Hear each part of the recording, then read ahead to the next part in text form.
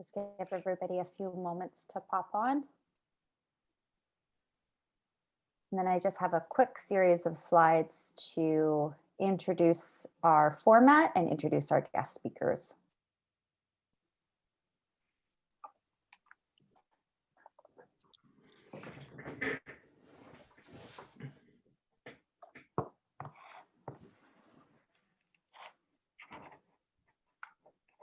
All right, I don't see any more people coming in. So I am going to share my screen.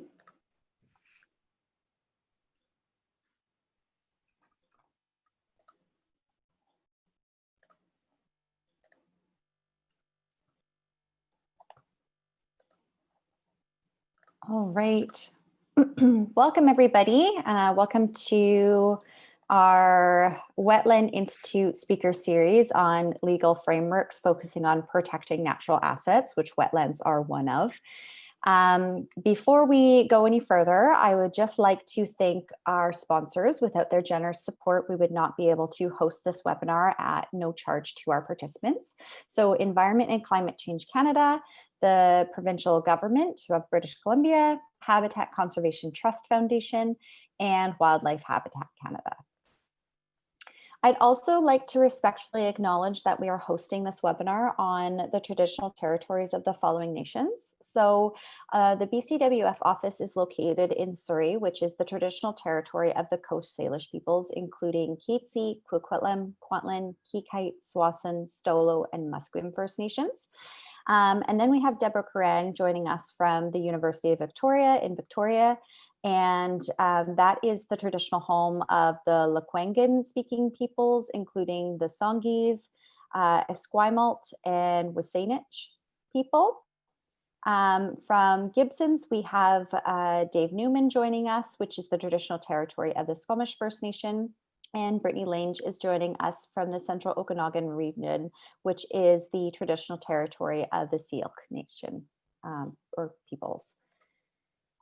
So before we get started, I just want to give a quick overview for those who have not are not familiar with our programming. So usually the BC Wildlife Federation's Wetlands Institute is an intensive 7 days hands-on workshop that educates participants about wetland stewardship, restoration, and construction. So we have a lot of in the field learning, practicing up-to-date field techniques, and we usually have at least one wetland project associated with the Wetland Institute. So participants gain practical experience restoring or enhancing at least one wetland. There's usually limited seats available because of the interactive nature. Traditionally, we hosted up to 25 participants, but next year we're hoping to host a hybridized version. So virtual classroom portions and then in the field COVID safe protocols. So we'll be accepting up to 15 applicants. So applicants must have a wetland related project that they're working on. And this could be a restoration, a protection project, enhancement, or an educational project. The Wetland Institute workshop is free to BC residents, thanks to our generous sponsors. We're able to cover the cost of attending, and we value it over $1,000. And each participant receives support up to 3 years post-workshop to help successfully complete their project. So if that's something that sounds interesting to you, please keep an eye peeled, or if you haven't already done so, be added to our mailing list because we hope to host it more kind of normal next year. Just a quick note to set you up for success. We are in Zoom webinar, so I know a lot of people have been using Zoom throughout this pandemic, whether that's been Zoom webinar or Zoom meeting. So we just ask that only use the chat icon for technical questions regarding Zoom. And then for questions for the guest speakers, please use the Q&A button, and we'll save the questions for the end of the presentation.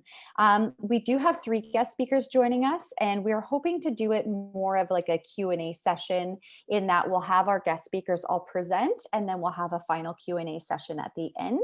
We'll have a short break in between our presenters, just so everybody can grab a fresh coffee or use the washroom or stretch their legs. Without further ado, I would like to introduce our guest speakers, and we're very grateful that they're able to join us today. So first, we will be hearing from Deborah Curran. Deborah is an associate professor in the Faculty of Law and School of Environmental Studies and the executive director of the Environmental Law Center at the University of Victoria. She's been practicing public interest municipal law for over 20 years, and she compiled the Green Bylaws Toolkit and has had a hand in updating it, now going on its third edition. She regularly provides legal capacity to students, lawyers, and community organizations working on municipal environment protection across British Columbia. Next, we'll be hearing from Dave Newman. So Dave is the Director of Infrastructure Services at the municipality at the town of Gibsons on the British Columbia West Coast. Included in his responsibilities is overseeing the management of the town's assets. He first began to explore the concept of natural assets when Gibsons Aquifer, which supplies water to the town, was mapped between 2009 and 2013. Since that time, Dave has been involved with a team of staff in learning more about the natural assets within the town and in raising the awareness of the benefits and importance of managing natural assets in a similar manner as engineered assets. And finally, our last presenter today will be Brittany Lange. So Brittany is an environmental planner for the Regional District of Central Okanagan. As a lifelong resident of the Okanagan Valley, Brittany's goal, both personally and professionally, is to ensure the unique and natural environment of the Okanagan is protected now and into the future.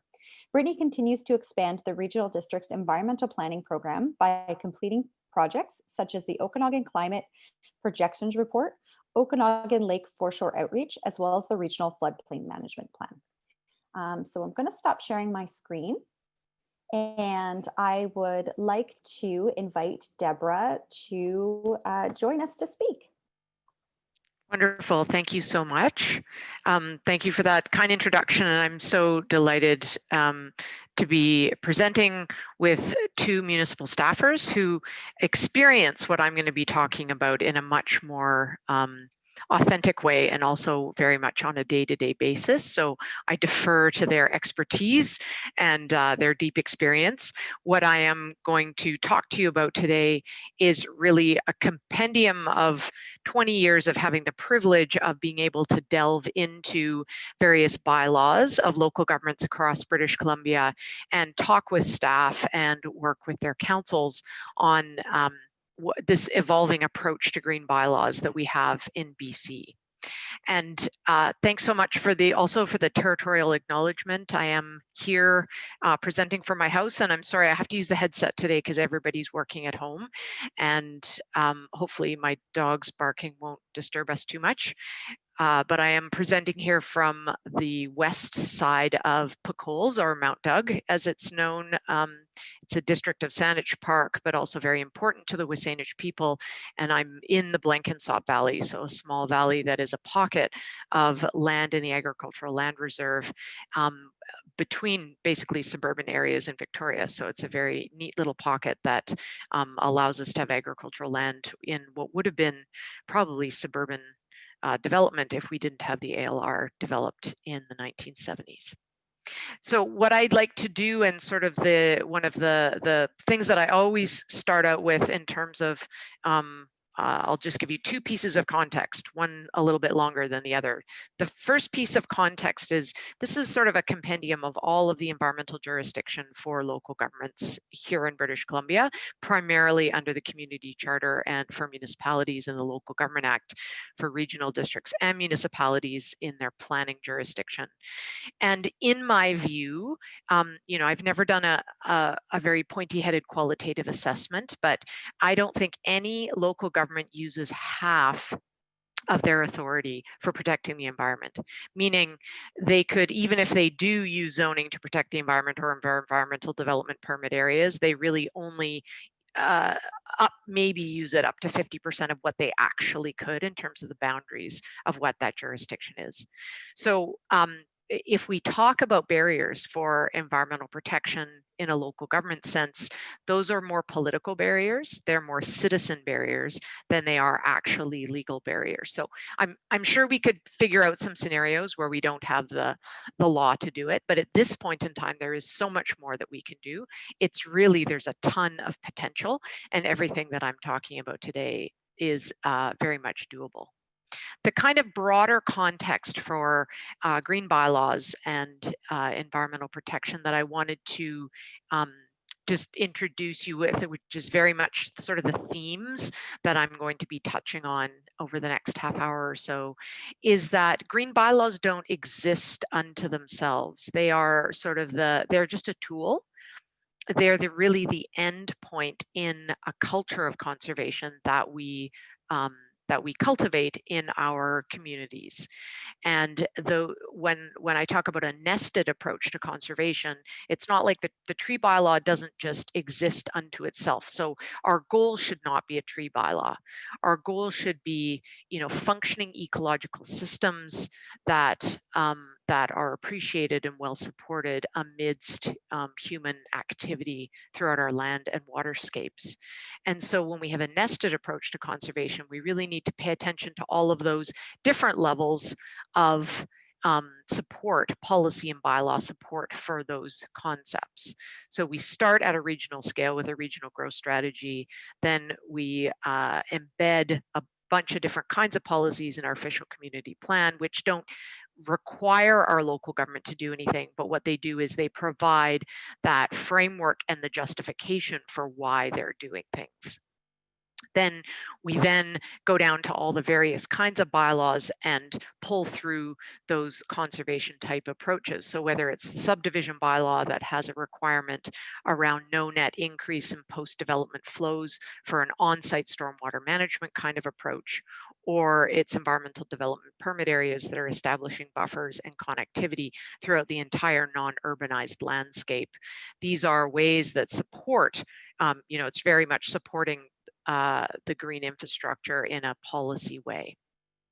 The other thing that we seek, well, it's always been present in conversations about land regulation. And again, staff get this much more often than I do, but I've sat through a couple of meetings over the last few years where it was very omnipresent, is this notion of individual landowners saying, well, my property rights, I get to do whatever I want with my property, with my private property, meaning land, which is simply not true in Canada. So in Canada, extensive land regulation is the norm, and we don't have constitutionally protected property rights, unlike the United States. So these kinds of arguments are very sort of American in approach, and we don't have that same kind of legal framework in Canada. We are allowed to extensively regulate land in the public interest. In fact, private land is a legal construct. It doesn't just exist. It's a regulatory framework to allow people to purchase and use land in a certain way. So we need to, as part of this nested approach to conservation, really focus on ecological health and how all of the land and waterscape fits into that notion of ecological health. So that then if we have the larger framework, when impacts are felt in an individual property in terms of limiting what someone can do with their property or requiring them to do something, then you can very much point to this very comprehensive and nested approach to conservation or to ecological health that then says, well, we're not picking on you, we're not picking on that property. It's part of this larger vision that we have for connectivity and for ecological function over the long term. The last two measurable performance-based targets, and there's enough data and information, just go to just some technical approaches that I would like to see more of. I just don't see them enough, and they can really provide an important sort of community direction or stop to these ongoing political decisions that are a little bit death by a thousand cuts. So if you have targets in your official community plan for connectivity, for biodiversity, for riparian health, then every time a decision is made at council, that decision can be assessed against these various metrics. And over time, or if you do an annual, if staff do an annual accounting of how well we're meeting those performance-based targets, then council can then see how those one-off decisions that they make, where they might make an exception or not exactly stick to the spirit of the OCP, they can see how it in fact erodes this broader vision for conservation. And I you know, for a long time there, we were really pushing mapping and more information. And I think in most places we have a lot of good information. And so we just kind of need to get on with it in terms of just requiring something different of changing the landscape or waterscape now. So we have had a lot of sort of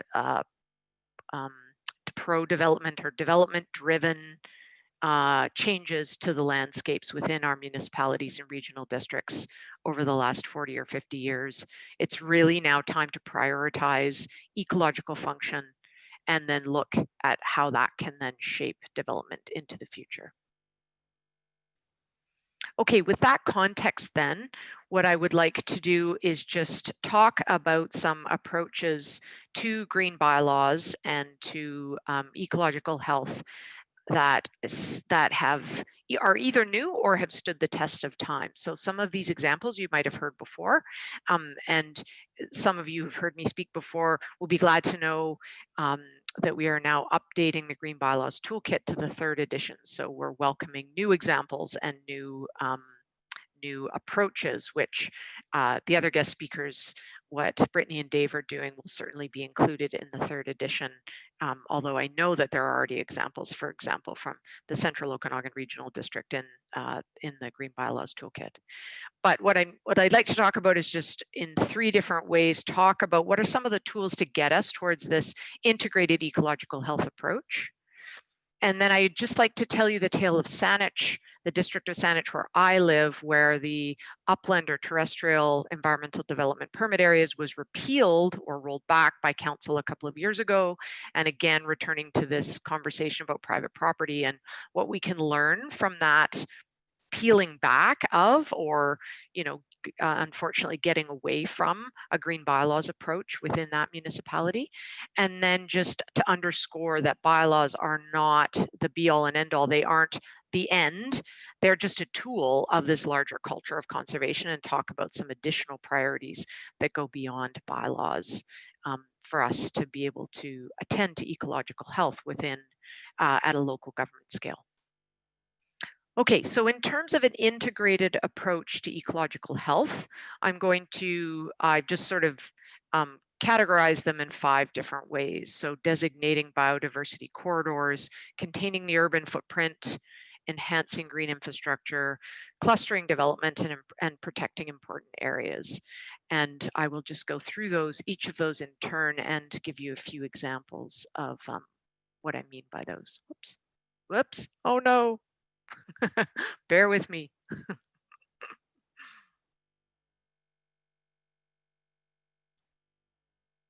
Okay, so for the first one, designating biodiversity corridors, we have a very good start in British Columbia and many communities for doing this.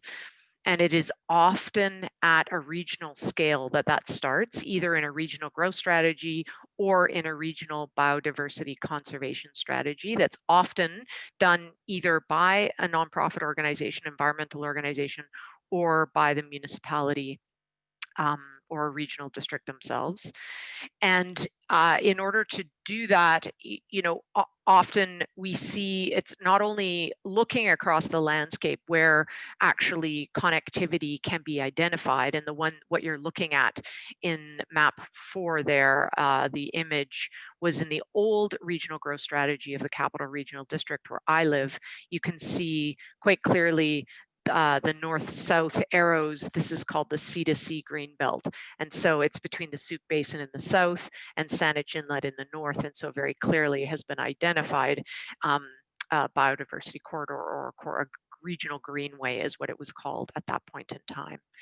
And so often they start at a conservation strategy kind of level, and I'll show you some examples. And then they are embedded in, sort of identified and then embedded in regional growth strategies and official community plans. Not only just naming them through a map, but also then setting some standards or some measurable metrics about what will occur around that. So for example, in the regional growth strategy of the Capital Regional District, there have been a couple of different metrics around where development will occur. So setting a metric of 90% or 95% of new development will occur within an urban growth boundary. And so that then directs development away from the biodiversity corridors. And obviously the agricultural land reserve would be, those lands are an important part of connectivity as well. So some examples of those larger conservation strategies and those regional conservation strategies, which can then serve as an example or serve as the basis for then being adopted by or used by municipalities and regional districts. This is Keeping Nature in Our Future. So that's in the Okanagan, by the Okanagan Collaborative Conservation Program.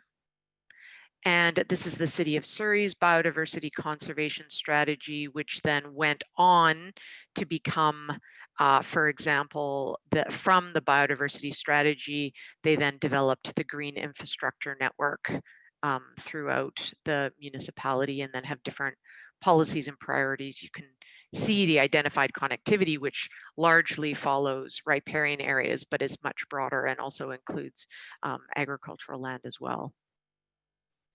Likewise, the Nature Without Borders conservation strategy for the Comox Valley.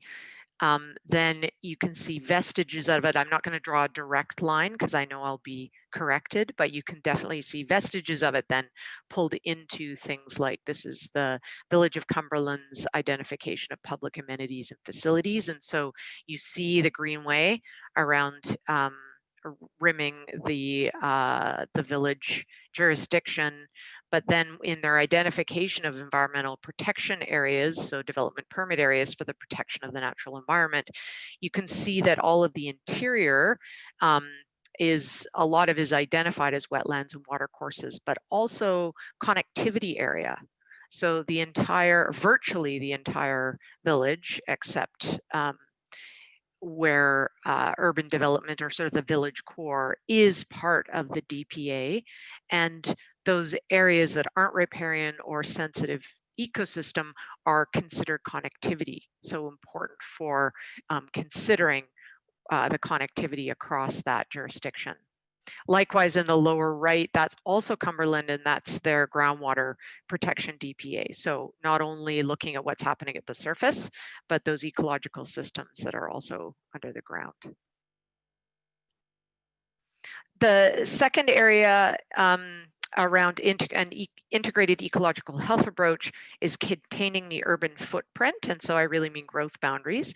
And for a while there, we were doing quite well in regional growth strategies that most of them in the province identified some kind of urban growth boundary or urban containment boundary.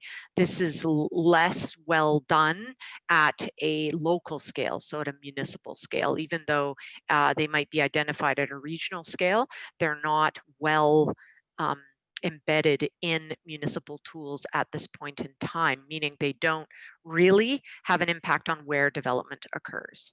So starting at a regional scale, but as with the District of Saanich where I live, it's from what I know is the oldest urban growth boundary in the province. It was established in 1968 for servicing reasons, but it has stood the test of time.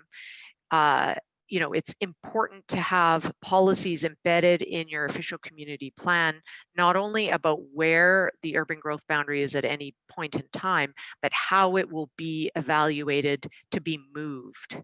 So if you say, okay, for the next 25 years, given our goals around climate change, climate adaptation, and growth and development, and protection of the natural environment or ecological health, we think that in this area, meaning the urbanized or already serviced area, plus if there's any additional land needed, this is where development will occur, in particular residential development. So it should be adjacent to already serviced areas. It should be a high enough density that it makes sense for servicing with public transit. And it should also be of a density that makes sense in terms of attached housing forms that are low GHG emitting for a whole variety of different reasons. And so once you identify that area, then there should be a fairly hard line where the rest is the working landscape or agricultural lands or connectivity for connectivity.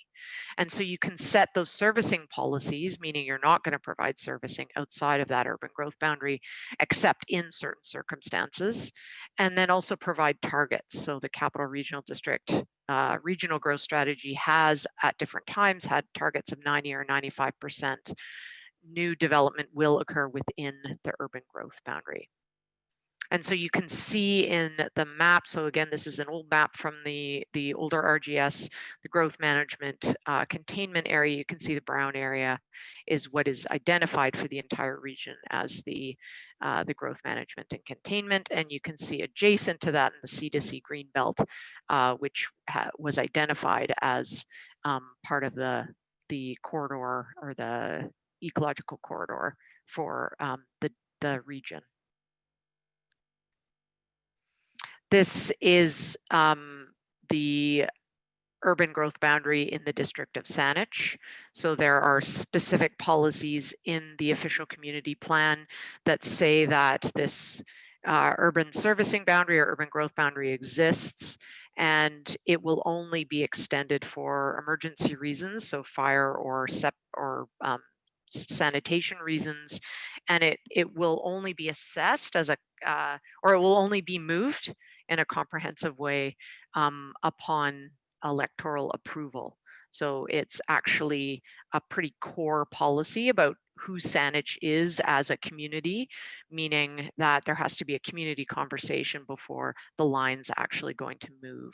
And so you can see in the photo from Google Earth that in fact it goes right along Wilkinson Road here. And so to the south, you can see that it's suburban development. And then to the north, you can see that it is agricultural land.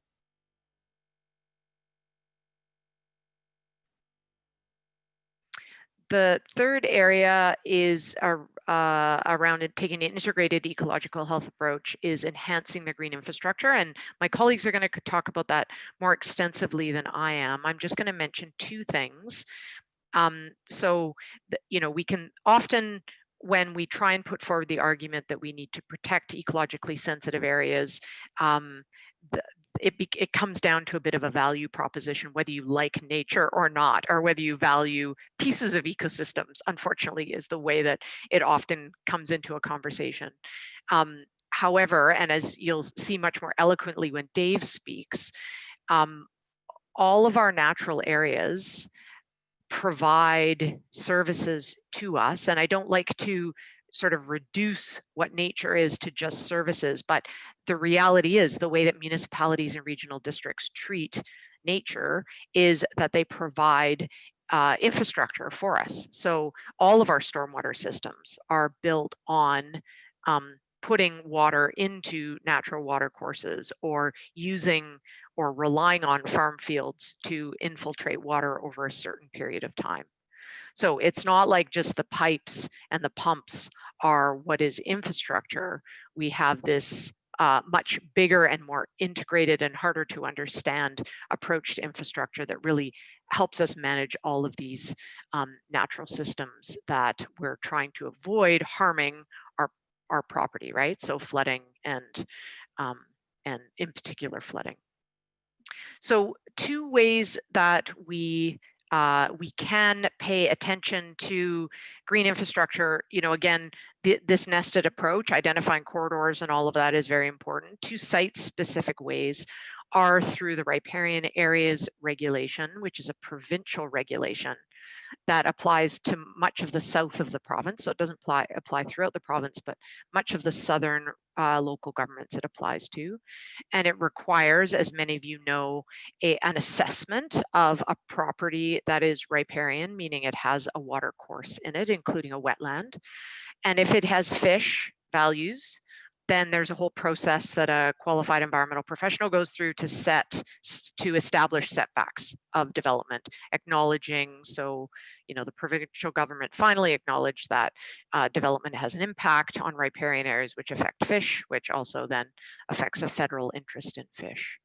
So there are lots of problems with this approach. I'm not going to get into that, and I'm sure lots of you have experienced problems with the RAR, or the Riparian Areas Regulation approach. However, I came into this work where there was no Riparian Areas Regulation. So in my view, it's good to have something, and then we can try and improve on it. What I wanted to point out is that most local governments in the province simply accept the RAR as the baseline, and that's the procedure they use, what's set out under the provincial regulation. However, under the Riparian Areas Protection Act, you can actually exceed the RAR. So this is a rare instance where the province has given local governments the ability to set a higher standard. So you could establish a blanket standard of a 50-meter setback around wetlands for any new development, or you could go broader than that. So this is even on private property. So if we think about that as we try and integrate or create connectivity and to really maintain ecosystem function within our riparian areas, if it would be really interesting to think about what are those areas that demand that we exceed the Riparian Areas Regulation, which sets a baseline standard, and do something different in those areas. The other site-specific approach that local governments can take are environmental development permit areas. So you can designate them as an overlay zone on areas of connectivity or sensitive ecosystem. And the practice is now evolving to simply designate an entire municipality or area of a regional district as an environmental development permit area outside of, for like, a village core or a sort of a more highly urbanized part of it. And then that allows you to, when a development proposal comes forward, it allows you to set site-specific development requirements. And I just wanted to, I think this is the only time I require you to read a little bit of legislation, although actually at the end, my favorite section of the Local Government Act, I think I reproduce as well. But I just wanted to point out that if in fact local governments use environmental development permit areas, there is so much that they can require of that development through the permit. So the purpose of an EDPA, or designating an EDPA, is for protection of the natural environment, its ecosystems and biodiversity. So that is very broad. It's not protecting a particular environmentally sensitive area, nor is it protecting an environmental feature. It is for protection of the natural environment, its ecosystems and biodiversity. So that language very much speaks to connectivity, and it speaks also to restoration. And so I just wanted to point out that you don't have to only designate EDPAs in sensitive ecosystems or riparian areas. You can actually designate them in degraded areas or areas that don't look like they have an ecological value if they are important for connectivity, or will be, or could be, or you want them to be important for connectivity. So you can see I have underscored in green all of the things that a development permit can do. So land has to remain free of development, preserved or protected. But I wanted to point out in the red all of these things that actually a development permit could require that the ecological conditions be improved. So here, specified natural areas be restored, or works to be constructed to preserve, protect, restore, enhance natural water courses or specified natural features, and then require protection measures or to preserve, protect, restore, or enhance fish or riparian habitat. So just to point out that often, and this comes to the story that I'll tell in a minute about Saanich, often when we talk about the environment, what the conception is of the public or of landowners is you just protect the ecologically sensitive areas or sort of the pristine areas. And in most places, we've gone beyond that. We actually need to restore in order to have functioning ecosystems. And so what does that look like in terms of green bylaws? And so environmental development permit areas are a very good way of being able to start talking about restoring areas when development occurs and establishing those requirements through development permits.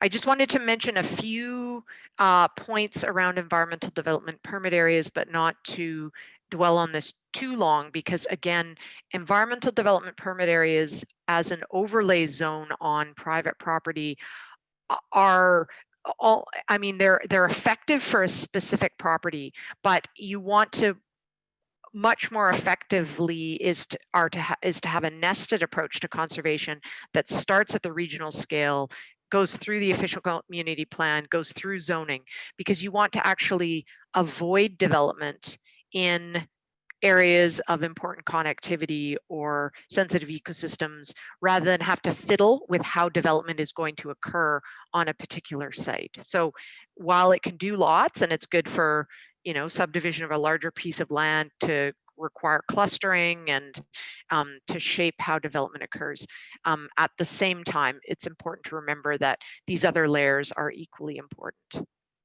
So when we designate environmental development permit areas, rather than just designating tiny pieces of riparian area or sensitive ecosystems, we can set a broad zone, what the court cases on development permits talk about as a broad zone of risk.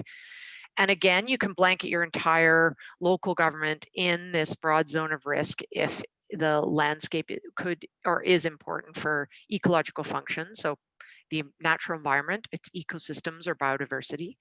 So it doesn't have to be specific. You don't have to have a line through a property that shows exactly where the sensitive ecosystem part is or the part is that you're interested in.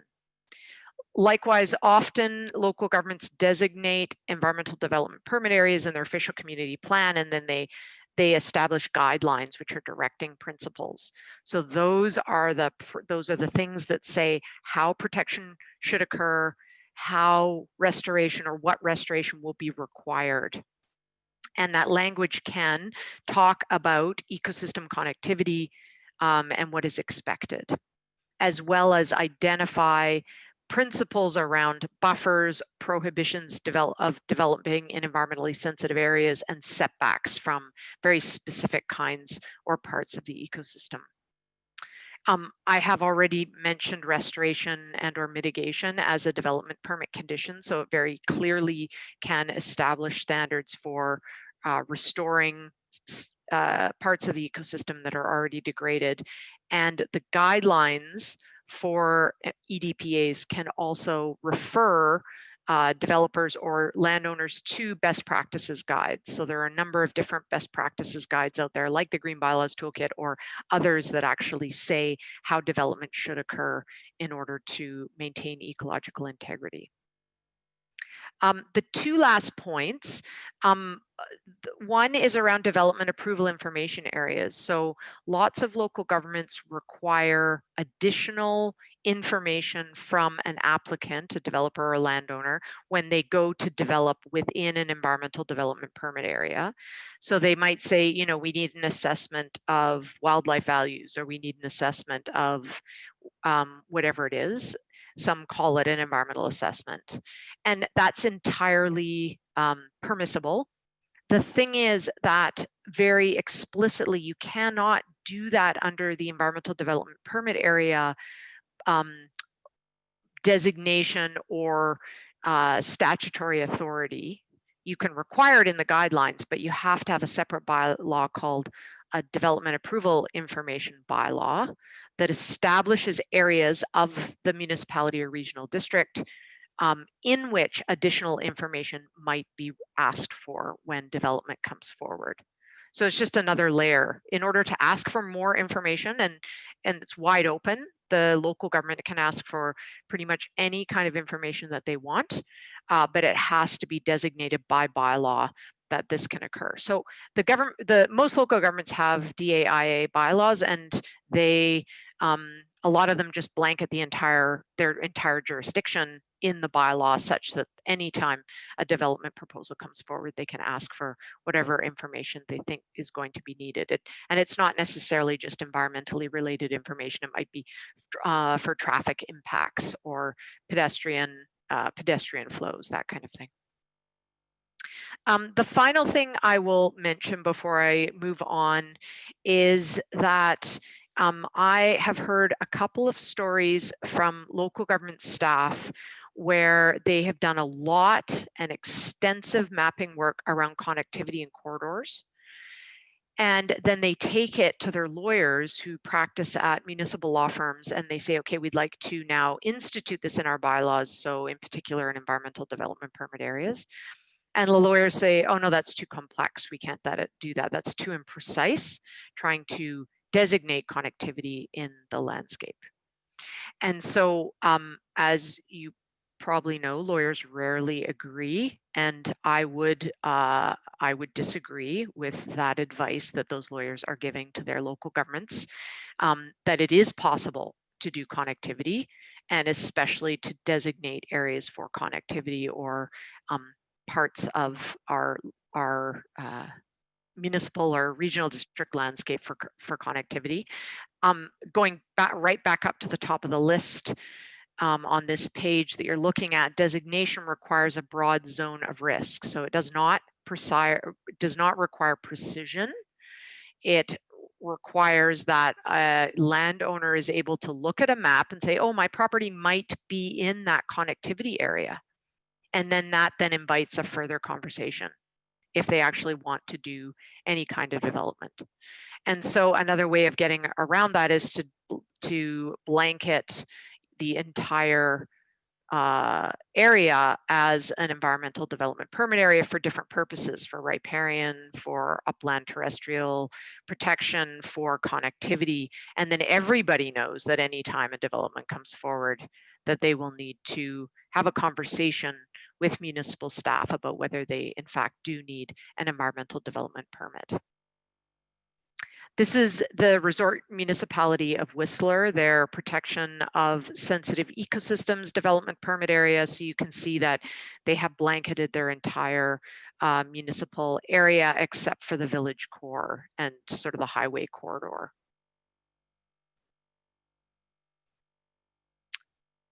The next area that I'm just going to briefly touch on is clustering development. So this is typically for new sites where multiple units are going to go up. So often when we're talking subdivision, well, it might be as well just where one house is going up, but you want to have it on a certain portion of the property and not right in the middle of a sensitive ecosystem, for example.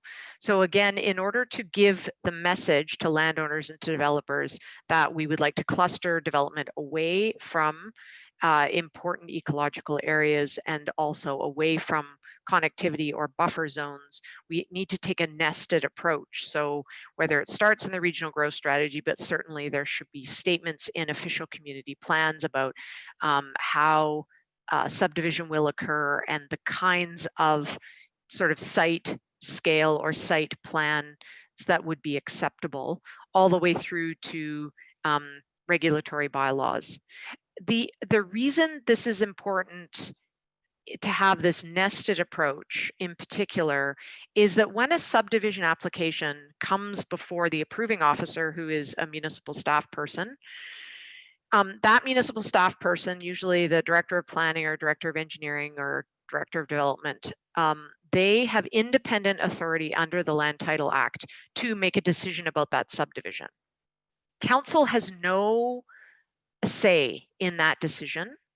It doesn't come before council. It's not considered by council. So if the zoning is already in place, which in British Columbia, we have lots of bad zoning.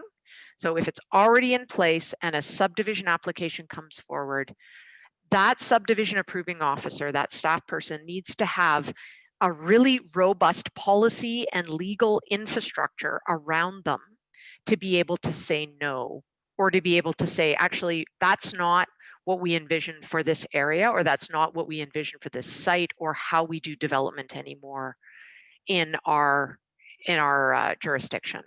What we want are clustered forms of housing or building development that's quite significantly away from these various corridors that are creating connectivity from throughout the larger landscape. And in order to be able to do that, they really need to have very strong language in the OCP and in other kinds of bylaws that support that their ability to say no, that we don't just sort of, create lines on a map or level a property and then just create streets.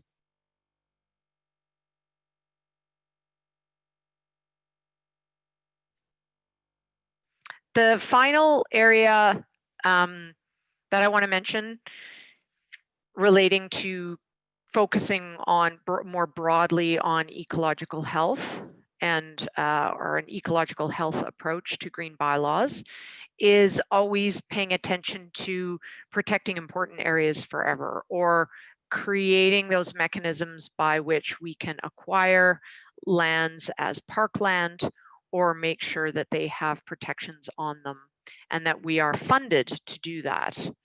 So ideally, you would identify really important areas that would warrant acquisition as parkland over time, either in a regional strategy, as has been done, for example, prior to the first regional growth strategy here in the capital region, the conservation organizations and CRD parks got together and developed the regional green and blue spaces strategy. And it actually set out common priorities for acquisition for parkland. And then since very few local governments actually acquire parkland by just purchasing them, it's not like there's typically a pot of money out there for purchasing parkland. It's either done through a rezoning. They'll acquire parkland through a rezoning as part of the landscape is donated to the local government, and then the rest of it gets developed on. More and more local governments are establishing very specific funds, so conservation funds or parkland acquisition funds, or watershed funds, as is the case with the Cowichan Valley Regional District. I think just last year, they established a watershed service area for the Cowichan watershed in order to have funding to deal with flooding and drought and other very specific watershed-based issues in that area. So it's a service. It's a municipal service to which landowners contribute, but it's very specifically to deal with water and watershed issues as a dedicated stream of funding for these ongoing problems. So before, they would piece together funding from, a federal program, or would get joint funding with Cowichan tribes to do certain things like remove gravel or do berming around the river. And so now they've specifically established a service area that then provides a certain amount per year based on included in property taxation that they can then use and plan. So it's a revenue stream that they can use and plan. And there are, more recently, a number of different kinds of conservation funds in the province, from sort of the East Kootenays to Vancouver Island. And here in the capital region, we've had a park acquisition fund for over 20 years. And each property pays, I want to say $10, but I think it's $20 now for parkland acquisition. And so very explicitly, CRD Parks then knows how much it has coming in every year, and it can leverage that with conservation organizations, and has done a very good job in securing, for example, those lands in the C2C Greenbelt. So in areas that have been identified as priorities at a regional scale and with other conservation organizations.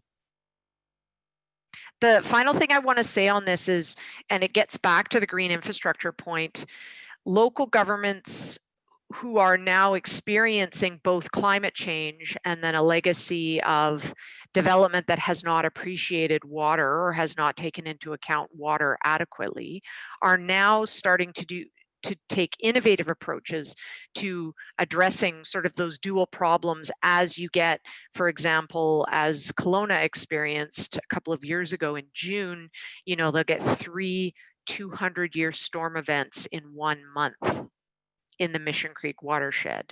And so that watershed, which is now highly developed, and the Mission Creek has been channelized quite significantly, the water all flows in there and then it floods, and there's very little movement to actually deal with those flood events and that amount of water that's coming due to climate change.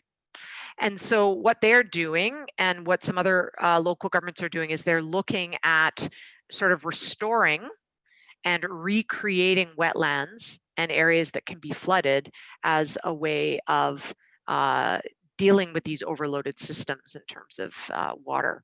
And so they have a habitat compensation bank that when they do work in the watershed, they put money into an internal fund that they are then purchasing property that is adjacent to Mission Creek and then allowing the creek to recomplex and to take up more space to help alleviate and deal with the flooding in certain ways. Okay, I am actually almost done. I appreciate that we're only on number 2, but the last 2 are much shorter. So I just wanted to just alert you to this sort of this conversation, which goes on all the time, but I see it happening in a little bit more of a systemic way. This conversation around private property versus conservation. So it's kind of like jobs versus the environment, but at a more micro scale. And we certainly saw this come up in 2017 in the district of Saanich, where a group of landowners and a retired environmental professional or environmental biologist took a very organized and systematic run at the terrestrial environmental development permit area designation in Saanich. So as I've explained, and many of you have experience with, the riparian areas are required, that environmental protection around riparian areas that are fish bearing is required at a provincial scale. So it's provincial law. So municipalities have no choice if they're subject to it. They have no choice but to do this setback evaluation and process. So that's not what these residents and retired professional biologists did. They took issue with the upland environmentally sensitive areas designation through development permit areas that Saanich had designated a couple of years before.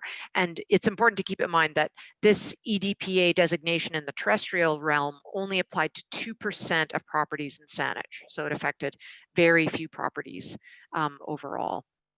So these individuals spoke out in the media. They drafted a 60-page report to council on issues with the EDPA.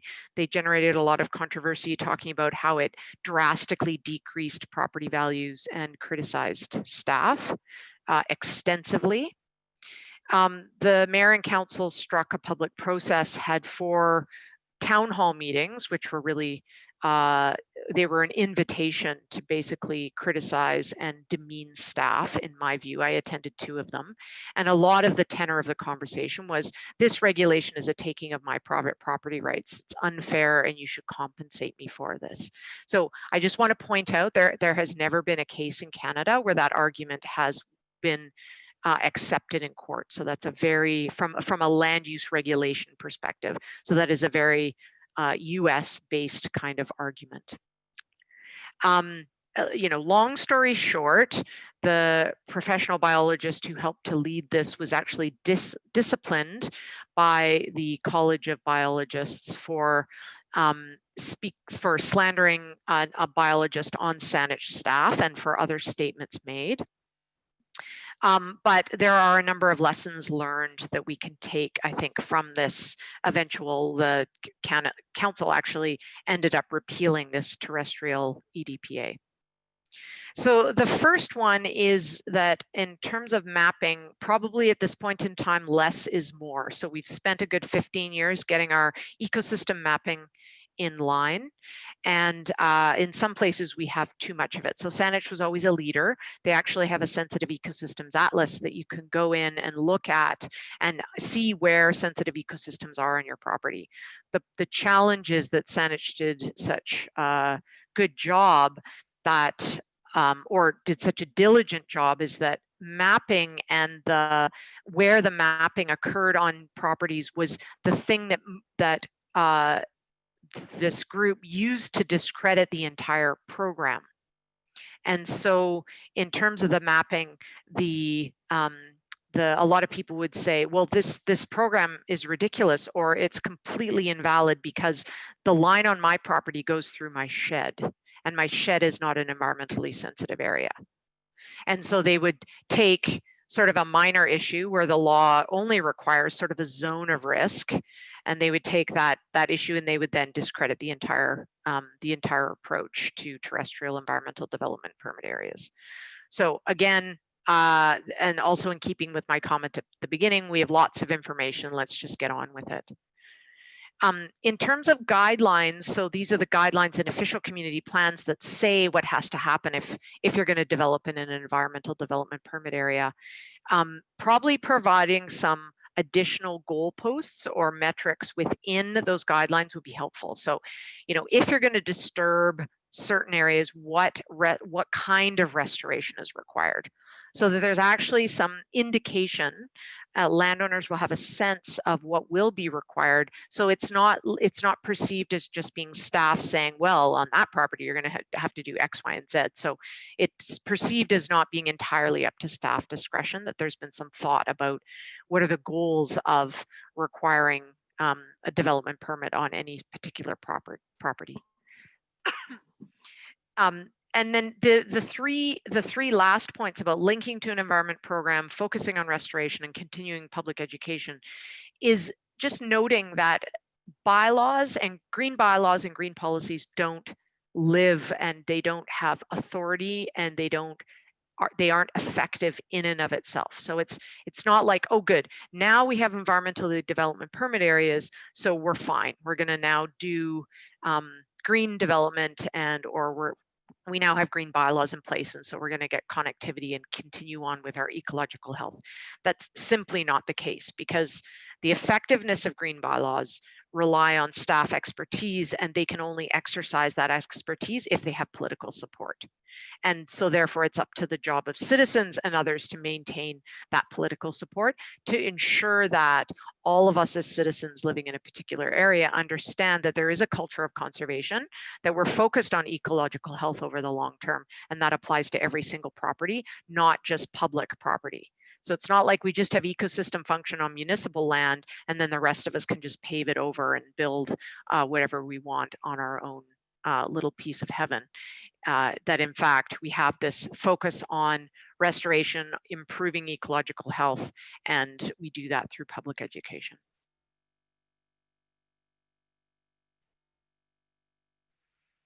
Okay, just a few additional priorities before I will leave off with my comment about bylaws do not lead to compensation or a need to compensate any landowners.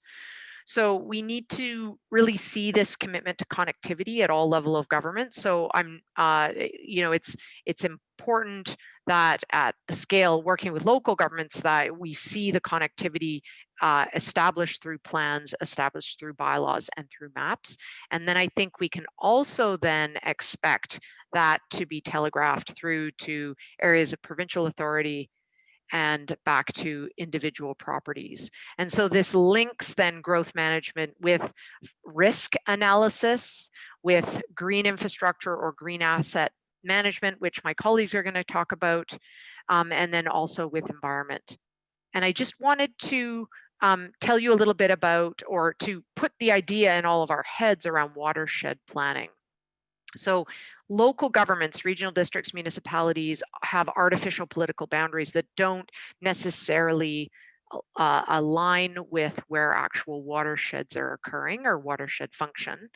And as you all know, there's typically lots of provincial government land or crown land, or what is known as crown land, within your jurisdictions, and local governments really have very little say about what occurs in that landscape. So there might be multiple different activities happening, whether it be forestry or mining, including gravel or other kinds of things that involve provincial permits over which local governments have no authority. And yet those activities have an impact on what local governments need to manage and need to do around providing safe drinking water, managing flood, managing large storm events in particular. So under the Water Sustainability Act, there is a provincial tool called a Water Sustainability Plan, and that can be promulgated typically in in partnership between the province and the Indigenous communities in an area with the involvement of local governments. So there's a process going on for the Coxsala River right now. There's a process going on for the Nicola River right now. And what happens is if you come to agreement around a plan, so that's just a planning document, but the province can then by regulation make the plan applicable to other kinds of decision makers. So you could have a watershed plan that deals with drinking water issues and deals with, flood issues and some land management issues that are having an impact on the water itself. And then you have the province enact a regulation that has an impact on forestry, or tells forestry decision makers what will need to occur in order to adhere to the plan. So it's an interesting, relatively new mechanism that I think has a lot of promise for local governments, particularly as they deal with a lot of the upstream impacts on a provincial landscape that they have no authority over itself. This is a report that Oliver Brandeis at the Water Sustainability Project and I did last year, just explaining the potential of water sustainability plans. So if you Google our names or water sustainability plans, this will come up, and it's sort of a plain language thought about what we could do with this particular mechanism in BC. And then finally, my final, what I'm going to leave you with is Section 458 of the Local Government Act, which is just a reminder that extensive land use regulation is the norm. Ecological protection is entirely legal in terms of shaping what we do on properties and what we allow to happen on properties. So if a local government enacts an official community plan or revises one or a zoning bylaw or issues a development permit, they are not liable to pay compensation to a landowner if it affects their property value. So if it reduces their land value, or if they have any other loss or damage due to that regulatory move of amending a zoning bylaw or an official community plan or issuing a development permit. Unless, and there's one exception, unless they have essentially that regulatory move, like a zoning bylaw, limits or restricts the use of land to only a public use. So they've, in a sense, sterilized the use of that land for a private purpose and made it only public. So that's local governments have very wide latitude to regulate on behalf of the environment and have an impact on land use or land prices without having to pay compensation. So typically, if you say to a landowner, you need to do this, they'll say, well, no, that limits my property rights and you have to pay me compensation.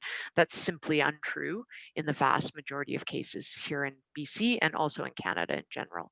So I'd love to leave you with the final thought around downzoning. Community initiated downzoning. We have a lot of really bad zoning out there that's inappropriate for the ecological conditions where it is located. And so as part of a comprehensive look about how to do connectivity, how to do biodiversity preservation in corridors, how to protect sensitive ecosystems, it might be that some of the zoning out there in your community is inappropriate. And the local government can initiate a rezoning to change that zoning, to take away some of the development potential, not the development rights, because there is no right to develop until you've put in the subdivision application. So you don't vest that ability or that density until you actually put in the subdivision application. If the zoning's just sitting there, that's a potential, but it's not a right. And so the local government can initiate their own rezoning to then change what is inappropriate. All right, most of these ideas, I was going to say all, maybe most of these ideas are in the Green Bylaws Toolkit that Aaron Gray and I are just updating. So we're just going into the 3rd edition. So you can find it at this point, the 2nd edition, on the Stewardship website, the Stewardship Center website. And thanks so much for your time. And I look forward to hearing Dave and Brittany's presentations. Thank you so much, Deborah. As promised, we'll do a quick break. I have 10:04. If we want to take a quick, let's say less than 5 minutes, if we can. If we could come, actually, yeah, if we could come back at like 10 10:09 or 10:10. We'll give everybody a 5-minute break. So if you want to come on back at 10:10, take a quick stretch, grab a coffee, and then we'll have Dave Newman joining us for his talk.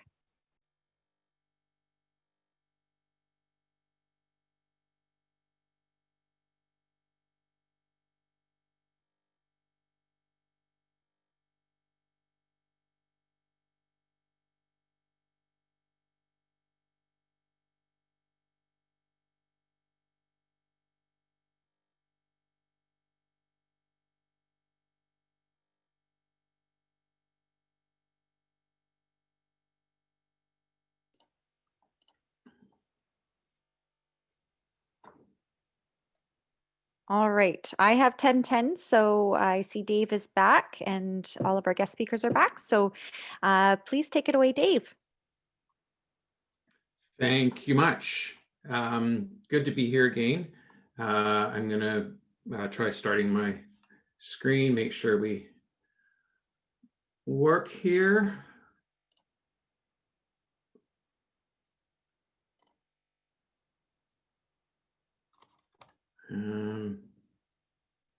All right, is anyone seeing anything yet? Yeah, we have your screen on. Excellent, thank you. So great hearing Deborah's talk again. I'm one of those strange people who find listening to lawyers quite interesting and very informative. We use a lot of law in our work, and invariably my bright ideas of what's right and wrong don't usually line up with what lawyers say. So they definitely keep us on the right path. I'm speaking to you from Gibsons, and this is the traditional territory of the Squamish Nation. And before I get tucked into this, I always, if I'm speaking and I know that there's First Nations in the audience, I always feel a little bit awkward because what I'm talking about here is something that the First Nations people have been doing for, goodness knows how long, and we're acting as if it's something new that we've discovered.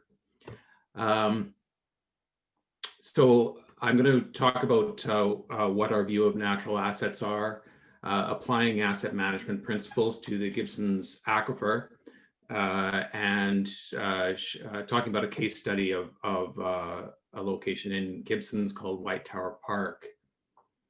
And just some early financial results that we've had since formalizing our recognition of natural assets is that we've seen a 50% reduction in development cost charges. And that is because our program has gotten that much smaller because of using natural assets instead of engineered assets. And we've seen a 30% expansion in our aquifer service area, and a 50% reduction in operations and maintenance costs of water infrastructure. So there is definitely a financial incentive to be recognizing natural assets.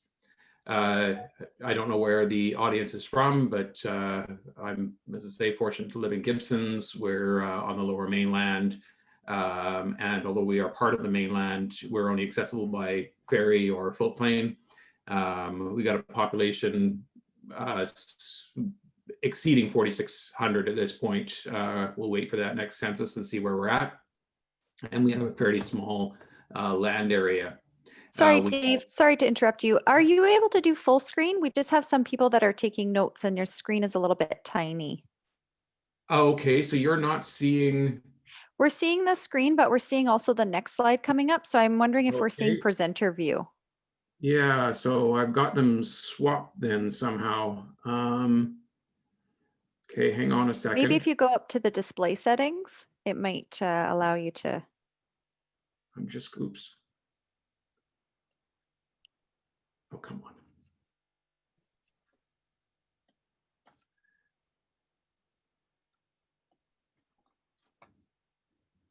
It worked perfectly last time, didn't it? Come on. It did, yeah.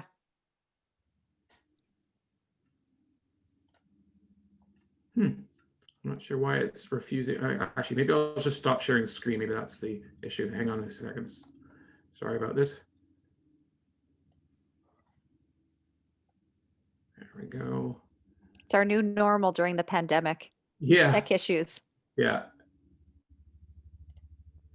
What about that? I need to share your screen again. Oh, of course I do.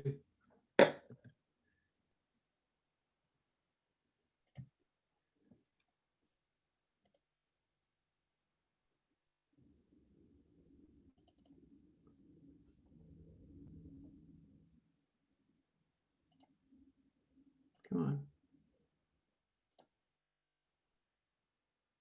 Yeah, that's perfect. Excellent. Thank you, Dave. All right, that took a little bit of effort.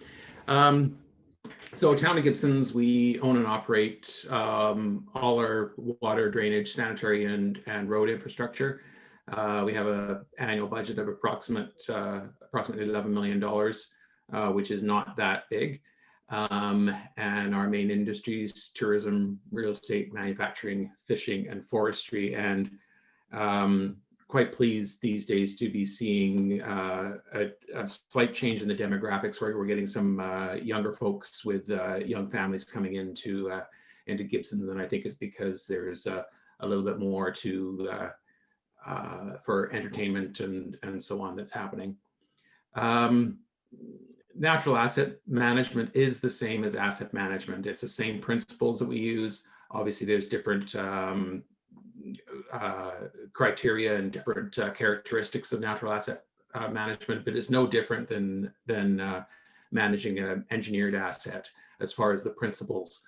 We have a desire to raise awareness and to share experiences, because there are so many different directions that we could be going, and so many and such a long way that we have to go, that if somebody else can be doing some of that work and we're sharing from that, and vice versa, that works to the benefit of all of us. There's financial, environmental, and other benefits to natural assets. And the important thing is that we need to manage these assets or lose it.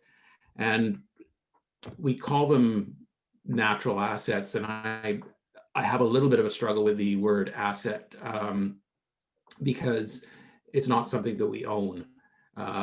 It's something that we are part of, and that affects a larger community. So by using the word asset, it's not meant to convey that we have ownership of these natural features. However, we are looking at features in the natural environment that provide equivalent civil or engineered services as do a pipe, or for example, for the municipality. And one of the key bits here is that we're living in concert with nature. We're not, our goal is not to use it without any thought about the effects of it. It is, we won't use it if we're going to damage it. We are looking to actually reverse harm that has happened previously by unregulated use of, for example, creeks to take stormwater without considering what the downstream effects are going to be. So some of the examples of natural assets, and not every community has every one, and I don't necessarily have all of them listed here, but we're fortunate to have streams. We have just a couple or three wetlands that aren't hugely impactful at this point, just because of size and location. We have an aquifer. Of course, we have trees and we have soil as well, but there's other natural assets as well, lakes, for example, which we don't have any within the town boundaries.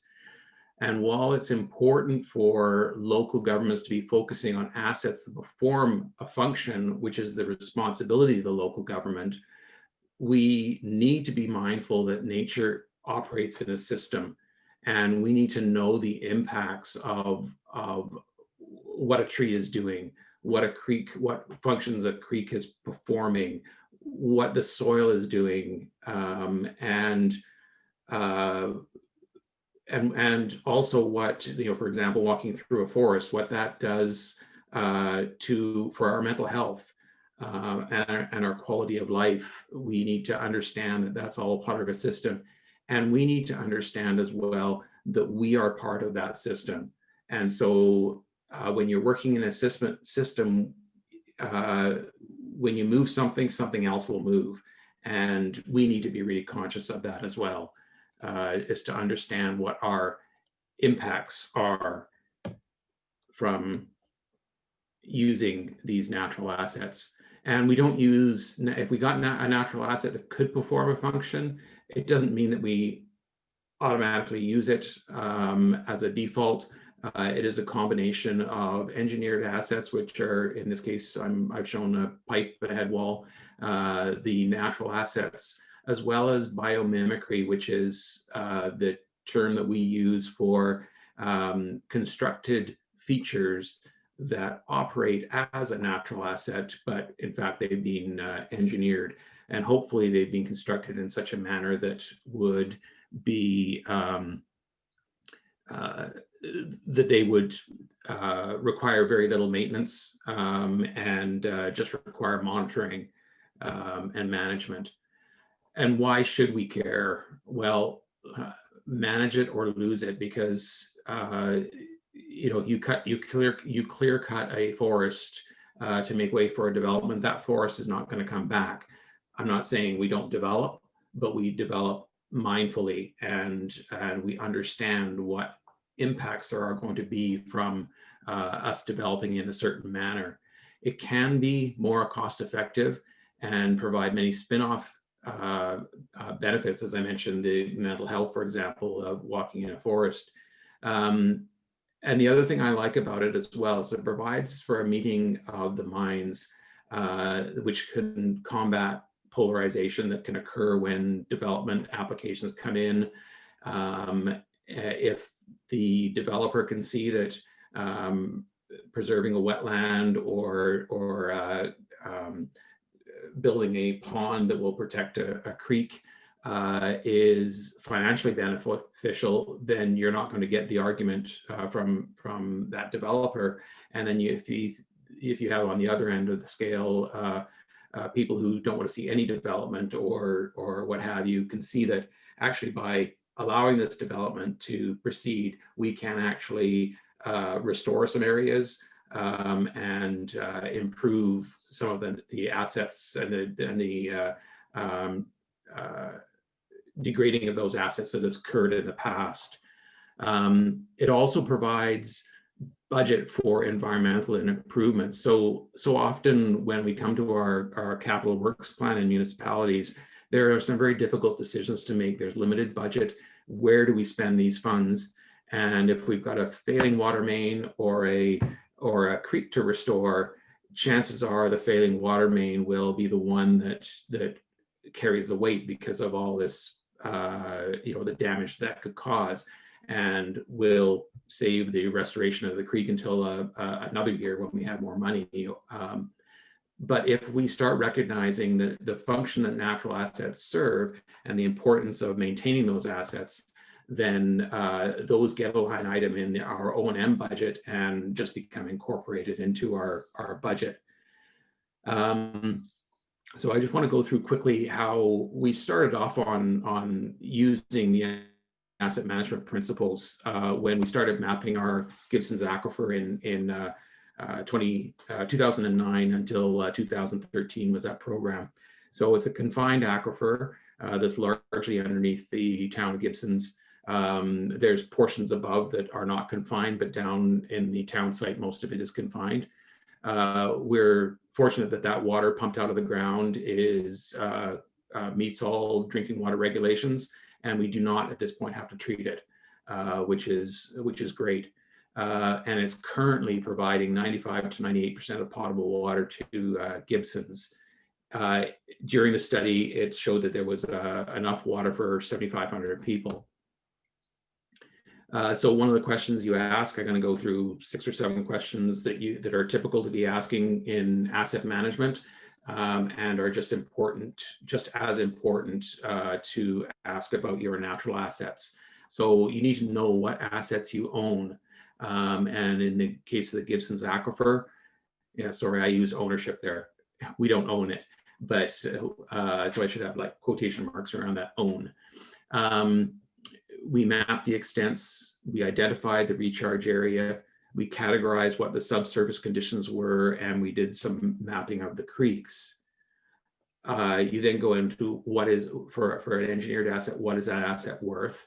And for the aquifer, difficult to answer that question, but you could say what's the cost of establishing a new water source if we didn't manage that aquifer and we weren't aware of what we had or how we should be taking care of it, and what are the financial impacts of running dry. And there's different ways of looking at the value of a natural asset.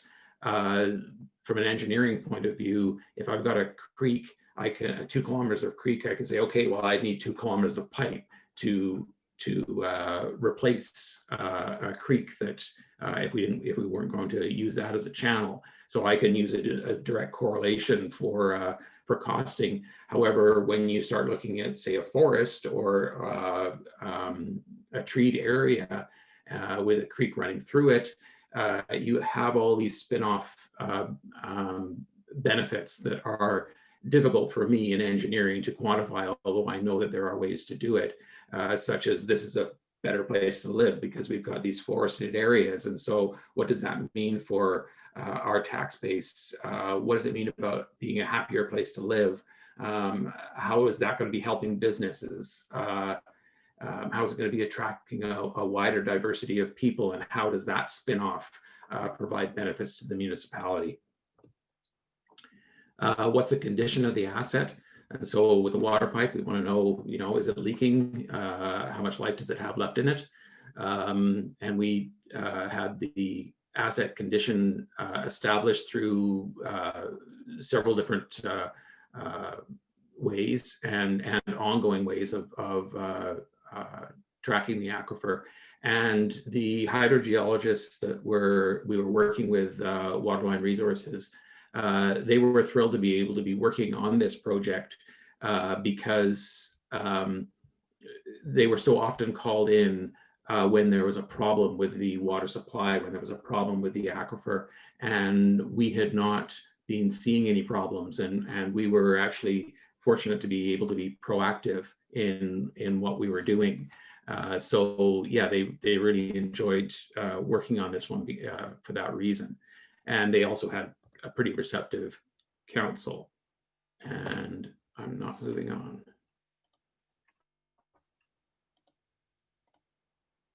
Okay. It's important to know what the impact of future demand is going to be.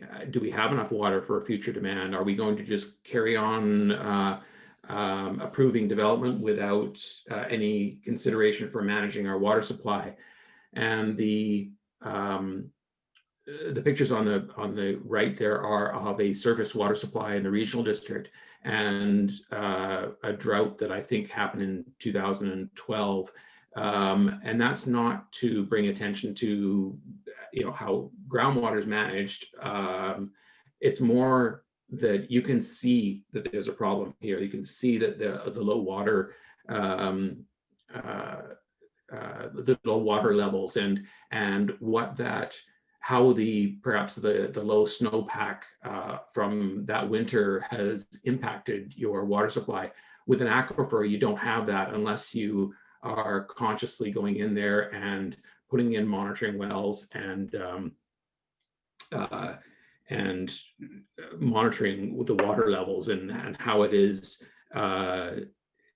responding to weather conditions and increased use.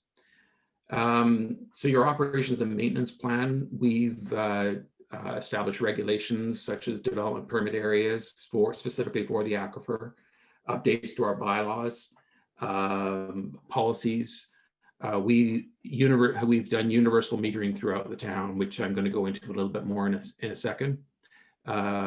We do regular inspections of our wells, and we do long-term monitoring. So we've been, I think this is the 10th year or 11th year that we've done an annual a check on all our water levels and the chemistry and so on, and pressure in the aquifer, and then compare that to our projections, which so far the projections, although they're over 10 years old, they are bang on with what the hydrogeologists had predicted, which is great, but too soon to be patting ourselves on the back and saying we're full speed ahead. We need to keep on monitoring that and find out long term what climate change will be doing to the aquifer, and make sure that we are adjusting our management of the aquifer in these in response to changing conditions. We need to establish a financial plan, and so we include the monitoring in our operations and maintenance budget. It's not a line item that is on our budget that could be axed in favor of another capital project. It is embedded in our operations and maintenance, and we treat that the same as we would, in fact, probably with greater diligence than we would with engineered assets. We do full cost recovery through our utility rates, and we also have a priority on annual water main replacement, because when you have around, I don't know, 35 kilometers of water main with 1,800 service connections, and some of that infrastructure dating back to the 60s, there are leaks. And so we're looking to combat those leaks by a regular water main replacement program. And then you do ongoing assessment. You go back and you check. And as I say, we do annual monitoring. We're expanding the monitoring network to make sure that we get adequate information throughout the aquifer. And a reduction in water use has allowed expansion of the service area. So we started universal metering in 2009 as well. And at the time, our liters per capita per day was close on 800. And when I say 800 liters per capita per day, what that's doing is taking the water that's pumped out of the wells and divided amongst the population to get that. That is not how much each resident is using, because as I say, we're using the water that is pumped out of the metered water that's coming out of the ground. So there's some lost through leakage. There's some through fire flow, for example, and just ongoing maintenance of the system. We have to flush our water mains and so on. So all in, we were at 800 liters per capita per day. Now, over the past, since 2016, we're around 350 liters per capita per day. So that's huge for us. And what that meant is that we can now, we have expanded our service area into what we call Zone 3, and we now supply 100% of our residents with aquifer water. The exception for water supply is that we are reliant on the regional district for fire flow and emergency water should the need arise. But we also work with them as well, and are able to provide them with emergency water should the need arise, the way we've piped it. As for actual water coming out of the tap, our metered residential is approximately 190 liters per capita per day. So we're pretty good, but I want to see that 350 lowered even more. Deborah talked about this as well in her presentation, and the challenges of integrated watershed management is that there's so many players that have to be considered. And so on the upper reaches, we're talking about Flint Row, which is forestry lands, natural resource, and I can't remember the rest, Ministry of Environment, Ministry of Mines, First Nations, of course, and water licenses that are being granted for other wells in the area or surface water.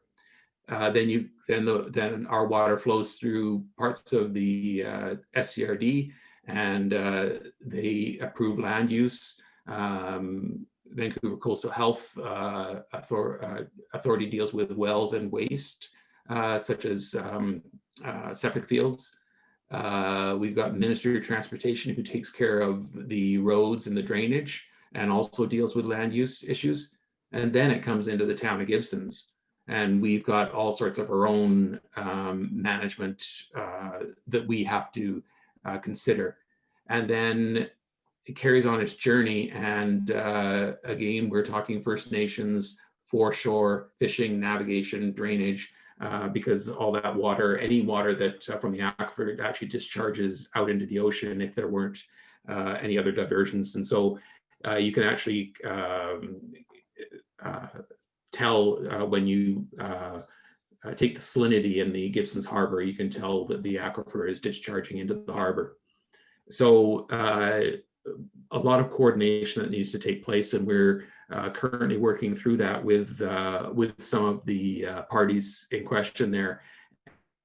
And we just recently flown the whole watershed, despite it being outside of town boundaries, so that we've got the information, that we can share the information, and also look at how tree cover and land uses are affecting the aquifer. So this will be the first time that we've had LiDAR data to help us with that.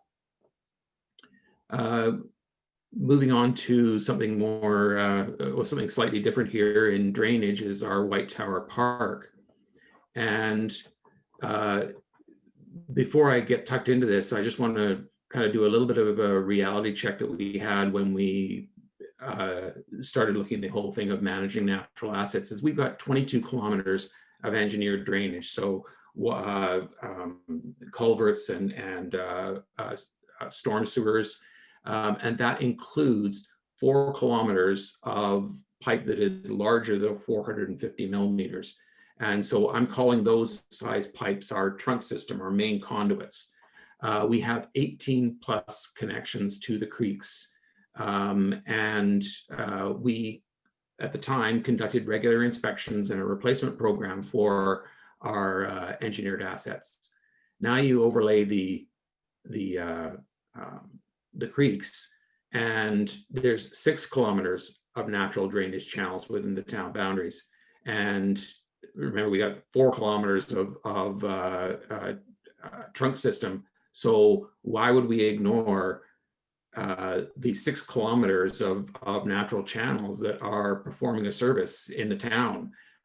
So over 25% of the town system is natural, and that doesn't include the creeks that are flowing in and out of town that we also use. So initially, when we were looking at a development area in Upper Gibsons, which is probably the largest area that has the most development potential in the town, we needed a 2 kilometer trunk line, which is that dashed line, that was required for growth, and it was going to pipe the largest storm events straight down to the ocean with no treatment, just straight off the ground and down. And it, at the time, was going to cost more than $4 million to construct. And the majority of the pipe had to be in place prior to development, which was a big stumbling block for development. And we were going to have to budget roughly $50,000 a year to replace it when when it came to the end of its life expectancy. And we started looking at White Tower Park more recently, probably over the past 5 or 6 years. And the park is a combination of natural and biomimicry.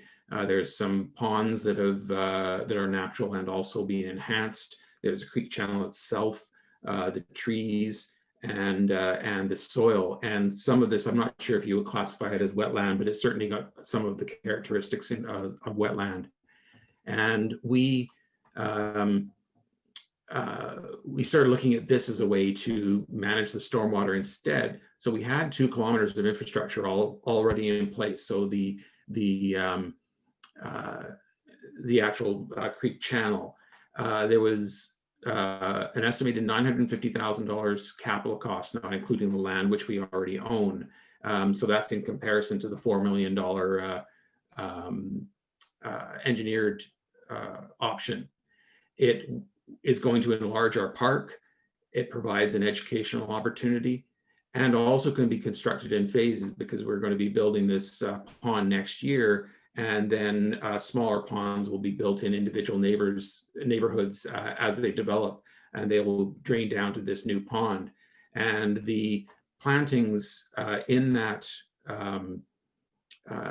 pond will be treating the pollutants that runoff you typically find in road runoff.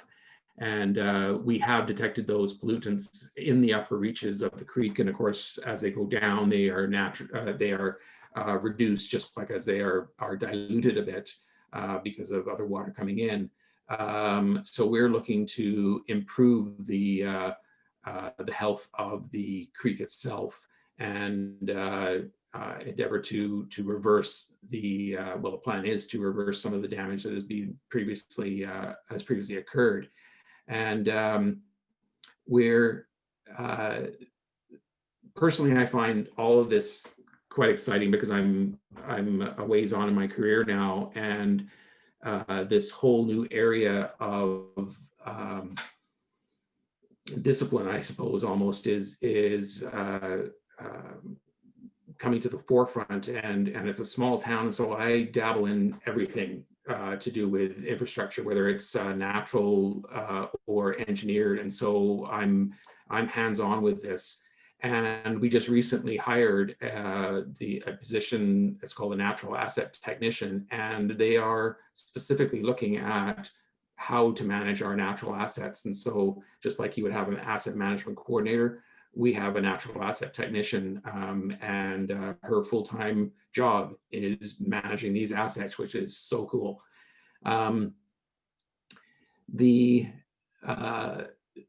We have also, the other thing that I'm finding exciting for myself personally, as well as for the town, is increased involvement from First Nations. And we're just, personally, I'm just kind of, relatively new, starting out on this journey, and having my eyes open to a lot of the history of the First Nations in general, as well as on the coast. And the first step is establishing relationship. And it's not just a matter of sending them an email and going, you got any input about this project? You don't hear from them in the allotted amount of time of 3 weeks or whatever it happens to be, and you move on. We have to be building relationships, and we've only just started doing that in a more focused way, I would say. And my goal is to eventually have the relationships with them, so that we have a better understanding on what we're doing, how we can manage it, how we incorporate what we're doing into their land. That's another exciting bit for myself. Sorry, Dave, in the interest of time, I'm wondering if you have many more slides. Nope, you asked me that same thing last time. Oh, perfect. Okay, awesome.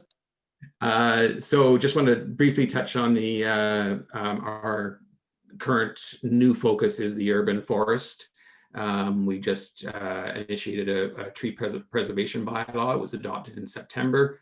I mentioned we collected LiDAR data for the whole watershed, and that will help us to establish what our current tree canopy is and what our goal is for our tree canopy. And we've initiated a source to sea project for the watershed. And so engaging with those other parties that I mentioned in the Crown land that is outside of town boundaries. And then we're just doing some basic stuff as well by reviewing our road dedication width, typically 20 meters. We're looking to widen that to 25 meters so that there's more room for larger native species of trees. And then we're also doing things like reducing the paved road width and making shared spaces on some of our local roads. So in closing, natural asset management, same as asset management, remembering that those natural assets work as part of a system. So you've got leaf litter from a tree, goes into the soil, which is part of stormwater management, makes its way into the creeks, flows down the creeks, provides nutrients for fish, and goes in and off into areas of the ocean and provides nourishment to eelgrass beds. We need to recognize the service that natural assets perform in your community. I mentioned there's a strong financial incentive as well as the environmental benefit and the spin-off benefits as well, and provides that common ground for competing interests. And let's get moving on it sooner rather than later, because if we don't manage it, we are going to lose it. So that's my closing slide, and I'm done. I didn't see how I did for time because I had to restart. So no bragging rights this time. Thank you so much, Dave. Again, we'll reserve all the questions to the end. So I would like to invite Brittany to start her presentation. So Dave, I think you'll just, oh, there we go. Great. Thank you so much, Dave. And welcome, Brittany. Thank you. Okay. So good morning, everyone. And thank you to the BC Wildlife Federation and the coordinating team for inviting me to participate in this session. I'm very happy to be here today, especially presenting amongst the other speakers. So thank you, Deborah and Dave, for your presentations. Really excellent information brought forward. I'm learning a few things today as well. I do see a few familiar names in the attendees list, so welcome to everyone that's on the line, and thanks again for participating. So I'm just going to share my screen.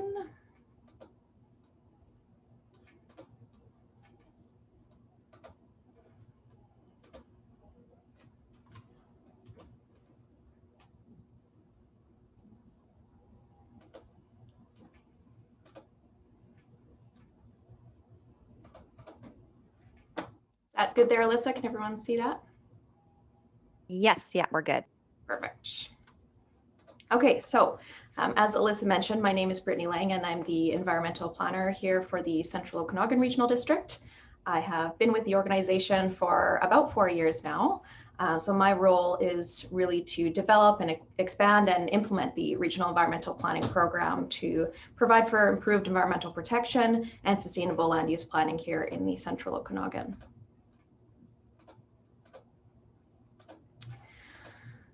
So before I dive into my presentation, I would like to acknowledge that I'm joining you today from the traditional territory of the Syilx Okanagan Nation.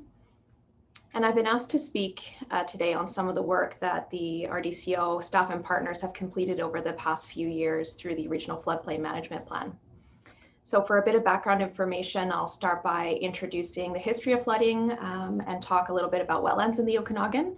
And I'll discuss a few examples of environmental mapping and land use planning approaches that we use. And then I'll conclude by giving an overview of the works completed under the three-phase Regional Floodplain Management Plan. I'm also going to talk a little bit about the Mission Creek Restoration Initiative that Deborah brought up in her presentation. So I'll talk about that very briefly at the end as a bit of a case study in protecting and restoring natural assets. So for those of you that maybe aren't as familiar with the Okanagan Valley, the area has a long history of flooding and can experience flooding year-round.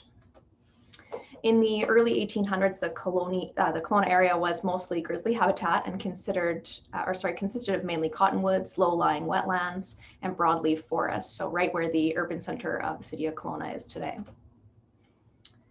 So during the early 1900s, settlement of the area transitioned into primarily agriculture, and over the years, increasing development pressures have occurred within the floodplain. So the Okanagan has really benefited for a long time, having a snowpack in the upper watershed acting as a reservoir for us and sort of holding back that water until late spring, and then relatively moderately releasing that water. However, as we all know, things are changing. So today we're moving into a climate environment where we're going to get more precipitation. The precipitation we will get will fall more as rain than snow.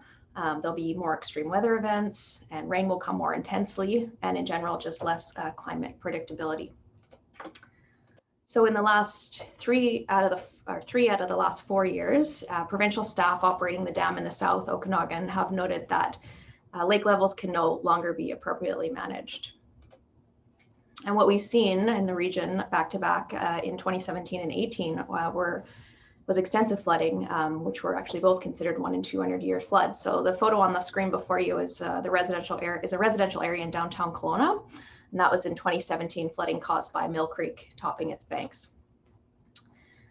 And just another example photo here, flooding in Vernon Creek in the North Okanagan. It impacted a number of single and multifamily homes and also resulted in a large algal bloom. So there's an important link between wetlands and floodplains, and the loss of wetlands is also linked to flooding. So wetlands act like these giant sponges. They quickly absorb water, and by storing and slowly releasing rainfall and spring runoff, wetlands typically reduce flooding. However, studies are showing that more than 85% of our wetlands, I think we're up to almost 90% or more in the Okanagan Valley and in the Valley bottom, have been lost. And many of the remaining wetlands are highly fragmented. So as I mentioned, the wetlands are of critical importance as they store and filter water, maintain that water quality, and reduce levels of sediments and nutrients. They also provide that excellent habitat, food, shelter, cover for many species dependent on these ecosystems. They're unfortunately very sensitive to change as well. So changes in drainage, hydrology patterns from external sources, so stormwater, water diversion, urban development, industry, recreation, and tourism, as well as agriculture, all things that the Okanagan is experiencing, as well as many communities across BC. So some of the approaches we've taken in the central Okanagan really center around understanding and protecting what is left and working to restore what has been lost. So the city of Kelowna has been doing some excellent work in wetland protection since the late 90s through their wetland habitat management strategy and implementing strong wetland policy and setbacks through their OCP. There's also the wetland inventory and mapping completed for the city of Kelowna in 2011, which found over 300 wetlands in the city boundary that we're now able to monitor and refer to in land use planning decisions. So in addition, sensitive habitat and foreshore inventory mapping have both been adopted and used since 2001 by the Regional District of Central Okanagan as an ecosystem-based tool for identifying, inventorying, and mapping regional watercourses, and that includes wetlands. So why is it important to have this mapping and data? Well, wetlands typically don't get the respect and setbacks that they need, especially ones that are ephemeral. So the setbacks that we're considering also need to look at historical hydrology cycles, which helps when you have this baseline data to work from.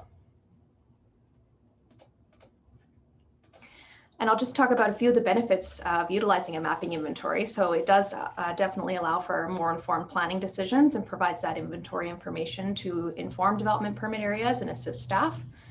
It assists in determining setbacks as well as fish and wildlife sensitive zones. Also helpful in determining design of stormwater and runoff management plans. And it allows local government to map and identify the extent of riparian vegetation available and used by wildlife and fisheries resources. So all of these tools help guide management decisions and priorities with respect to habitat restoration and enhancement projects, and also to justify the need for environmental protection, whether that's to an individual landowner or to developers. So all of this information sort of ties into what I've been asked to share during this webinar today with respect to the Central Okanagan Regional Floodplain Management Plan. So this three-phase project was initiated by the RDCO in 2014 when it was realized that a framework was needed for decision-making processes going forward on flood-prone lands. So as I mentioned, the Central Okanagan is certainly challenged with addressing flood risks from both existing development and future development. So although we do have floodplain regulations that exist both horizontally and vertically, they don't typically account for larger risks such as erosion, stream channel changes, climate change, and the potential for debris flow events. So if we don't know the risk, the ability to manage flood-prone areas is increasingly difficult. So in 2015, a framework was developed to identify the tools needed for efficient and effective flood management, and also for emergency response planning. So the need for this was emphasized after those back-to-back floods I mentioned in 2017 and 2018. And the overall objective of the framework was to develop a better understanding of flood risk and to reduce flood hazard and damage. So the three phases are the first phase, which was the creation of the plan and identified flood hazards and established priority areas. Then in phase two, which has been going on for the last 4 years, where we worked on completing a number of flood hazard and risk assessments. So flood mapping, dam failure inundation, and LiDAR acquisition, which I'll give a few examples of in the next few slides. And then where we are today, so development of a flood mitigation plan. So completion of this project is supported by our regional growth strategy through several policies that aim to encourage this cooperation and information sharing among regional partners, as well as local and provincial governments and Indigenous communities, and to identify data and information needs such as flood mapping to improve hazard management and resiliency planning. So as I've sort of mentioned, the ultimate goals are to reduce flood risk, improve emergency response, and increase resiliency to climate change. So phase two, as I mentioned, has been going on since 2017, and it's included a lot of detailed analytical work to identify flood hazards. So detailing hydrologic modeling and mapping of priority streams and alluvial fans. So the RDCO and regional partners are taking action on this, and we have been for a number of years. So for some examples, I'll start with Mission Creek. It's the largest tributary to Okanagan Lake in the basin and was historically a large wetland. Mission Creek is the largest watershed with an area of approximately 860 square kilometers. So in 2019, just last year, the RDCO undertook a project with the city of Kelowna to update the flood maps and complete hazard mapping for both Mission and Mill Creek, two key streams that run through the urban core. So there's two types of maps that were completed. The first is the flood depth map. So it shows particular depths during a flood event. So that's that top photo in sort of blue and purple. And we also looked at flood hazard maps, which is the photo on the bottom there in orange or red. So that determines the hazard level in particular areas around the basin. So in essence, the deeper and faster the flow, the higher the flood hazard.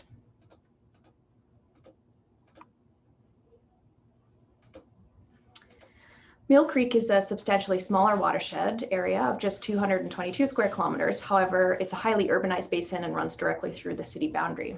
So both creeks under the 1 in 200 year modeling showed significant flooding impacts to private and public infrastructure, and actually quite closely followed what we saw on the ground in 2017 and 18.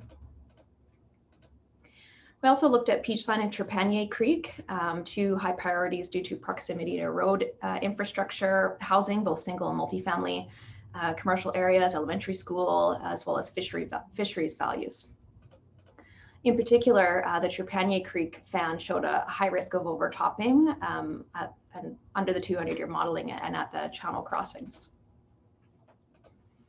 We've also worked on a number of dam failure inundation studies for the at-risk upper reservoirs such as Crooked Lake and Ideal Lake. And we're working on a larger project this year to complete an inundation study for the Rose Valley Reservoir, which services most of the residents in West Kelowna. And just a final project example, which was actually one of the largest projects we undertook under phase two, was the flood level mapping and LiDAR acquisition completed for all of the Okanagan main stem lakes, so including Wood and Kalmalka and Ellison lakes. So this was a $1.5 million project, included provincial and national funding and collaboration at a multi-regional scale, including all 3 Okanagan regional districts, the Okanagan Basin Water Board, and the 8-member First Nation bands of Okanagan Nation Alliance. So that now that many of these quantitative studies have been completed, it's time to look at the flood risk mitigation strategies. So as Deb said very well, it's time to get on with the implementation by evaluating existing policy and planning, as well as conducting stakeholder outreach and engagement. So this flood mitigation plan we're working on now will include an extensive outreach component to our member local governments, Indigenous communities, stakeholders, and the public. So in terms of a framework for this process, phase 1 of the regional floodplain management plan outlined a number of land use planning strategies, including both structural and non-structural approaches to flood mitigation. So the first step, of course, is understanding that risk. So that's how we did all the mapping and assessments, as I mentioned in the examples. For the purpose of phase 3, we're going to focus more on those non-structural approaches by exploring and expanding on a number of tools. So for example, we're going to look at, first and foremost, avoidance. So through policy changes and land use regulation, such as stream-specific bylaws, updating development permit areas, and high-level policy changes to official community plans. We're also going to look at physical and biophysical improvements, such as restoring the natural ecological function of floodplains and riparian areas, potentially exploring property acquisitions or structure relocation. Another example would be to establish early warning systems and expanding on education and public awareness, and also continually reviewing and updating these policies and mapping if needed, and identifying ongoing needs for emergency preparedness and response. So ultimately, the goal of this final phase 3 is to expand on many of the risk and mitigation strategies already in place around the region, but also to identify and prioritize non-structural options by collaborating with our partners. So sort of on a final note here, one example of a non-structural flood mitigation approach is the ongoing work occurring under the Mission Creek Restoration Initiative that Deb had mentioned. So I wanted to just share this as a bit of a case study for those of you that maybe aren't aware of it. The initiative of the Mission Creek Restoration Initiative aims to restore the natural creek channel from structural flood diking that occurred in the 1940s and 50s. So historically, Mission Creek channel was about 60 to 80 kilometers wide and 30 kilometers long, whereas the average now is about 31 kilometers wide and 11 kilometers long, as you can see on this comparison image on the slide. So a big part of phase 1 under the restoration initiative was a section of land was purchased by the city, and that was through some of the funding mechanisms that Deb was mentioning. So this section of land was purchased by the city of Kelowna, which was formerly used as agricultural land. And a portion of the area of the Mission Creek dike was moved back about 500 meters and extended approximately 800 meters of the floodplain. So the project performed as expected, with water flowing onto the expanded floodplain sort of near the upstream end of the project and flowing back into the creek near the west end. And as you can see on this image here on the screen, in 2017, the spring runoff flows entered the newly expanded floodplain and almost immediately started to develop a more naturally functioning floodplain and riparian area. So this provides the opportunity for deposition of fine sediments that would typically remain in the creek channel. So it will improve in-stream gravel quality for spawning kokanee salmon, and the high water also initiates development of riparian wetland areas. In particular, the cottonwoods are really starting to come up in that area. So all of these outcomes will contribute to improved habitat for Mission Creek fish populations and a wide range of wildlife species utilizing this riparian corridor. So I did receive a first draft of a video clip of this initiative from Steve Matthews, who's the lead on the project, and he was hoping I would share it with the group today, but I think we're sort of running short on time. So I will make sure to share this link with Alyssa and have her share this out with the group so you can watch it on your own time. But it really does highlight the goals of the project, sort of the impacts of historical development on the habitat and fish and wildlife populations.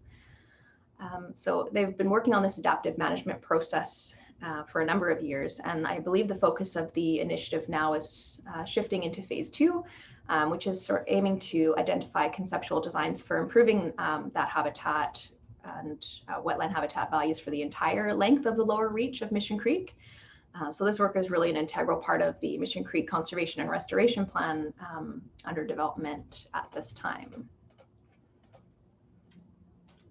So on a final note, I also really wanted to stress the importance of planning at a watershed level.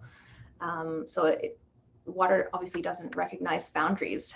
So planning at a watershed level includes building relationships with other local and regional governments, Indigenous communities, residents, and stakeholder groups such as agricultural community or developers. And on this slide, I've listed a few other projects we do have on the go. I'm not going to go through them in detail, but just as a quick overview of some examples of other environmental and land use planning projects we're working on across the valley. The Okanagan Lake Protection Strategy, it's sort of turning more into a watershed plan now than anything else, but it's being led by our local conservation groups and Indigenous communities.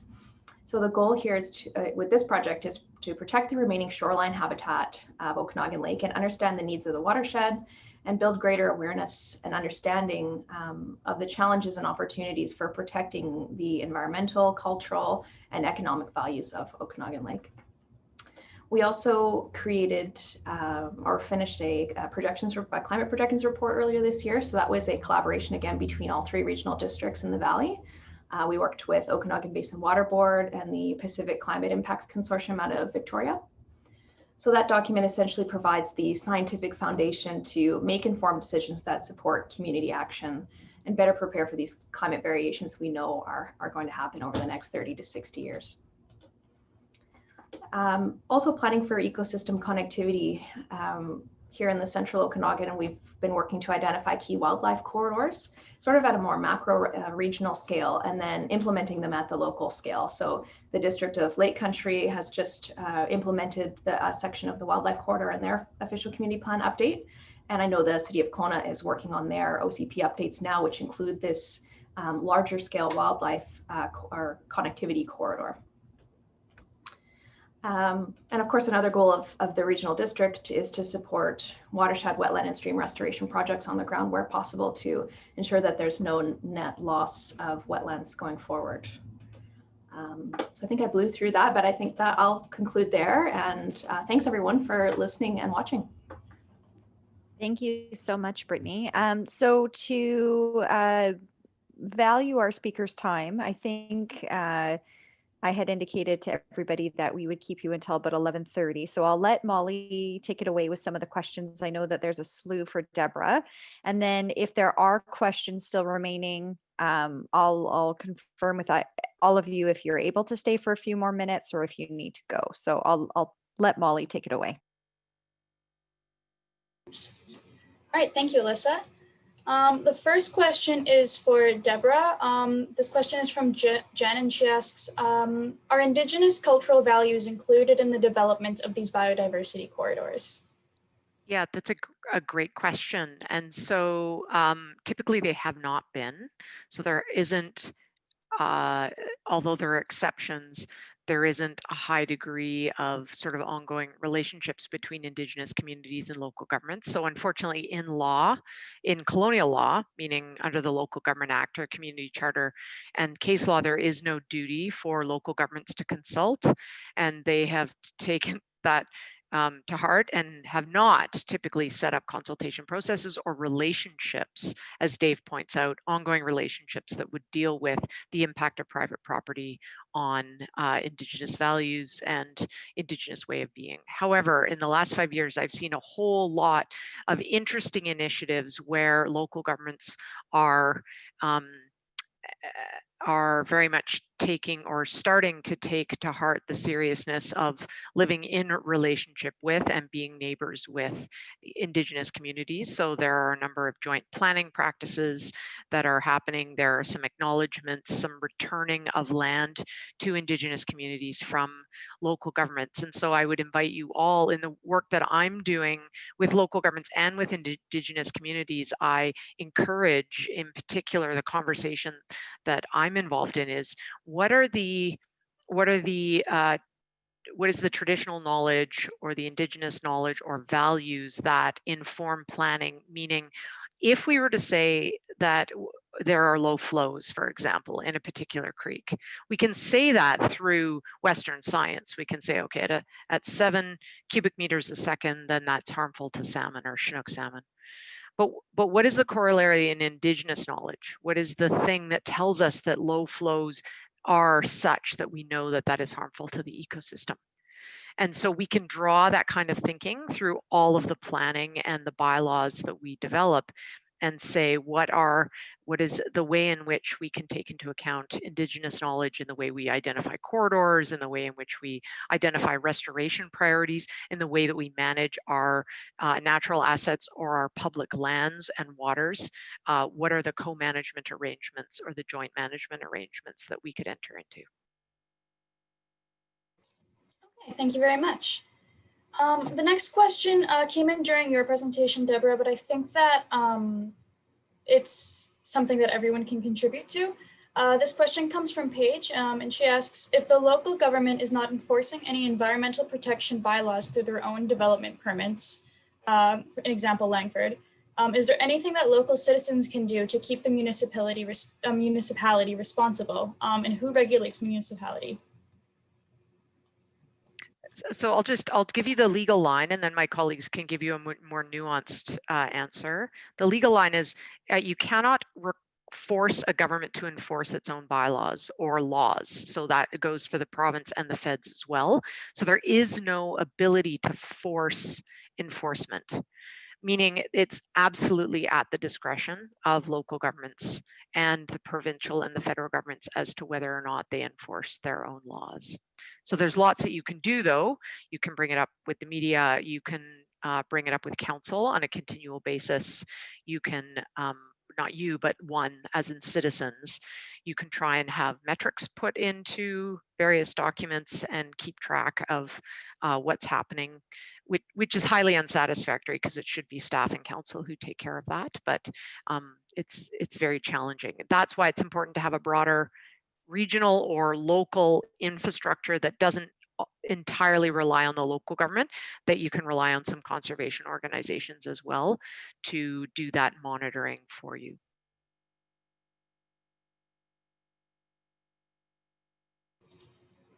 And David, Brittany, do you have any thoughts as to this question?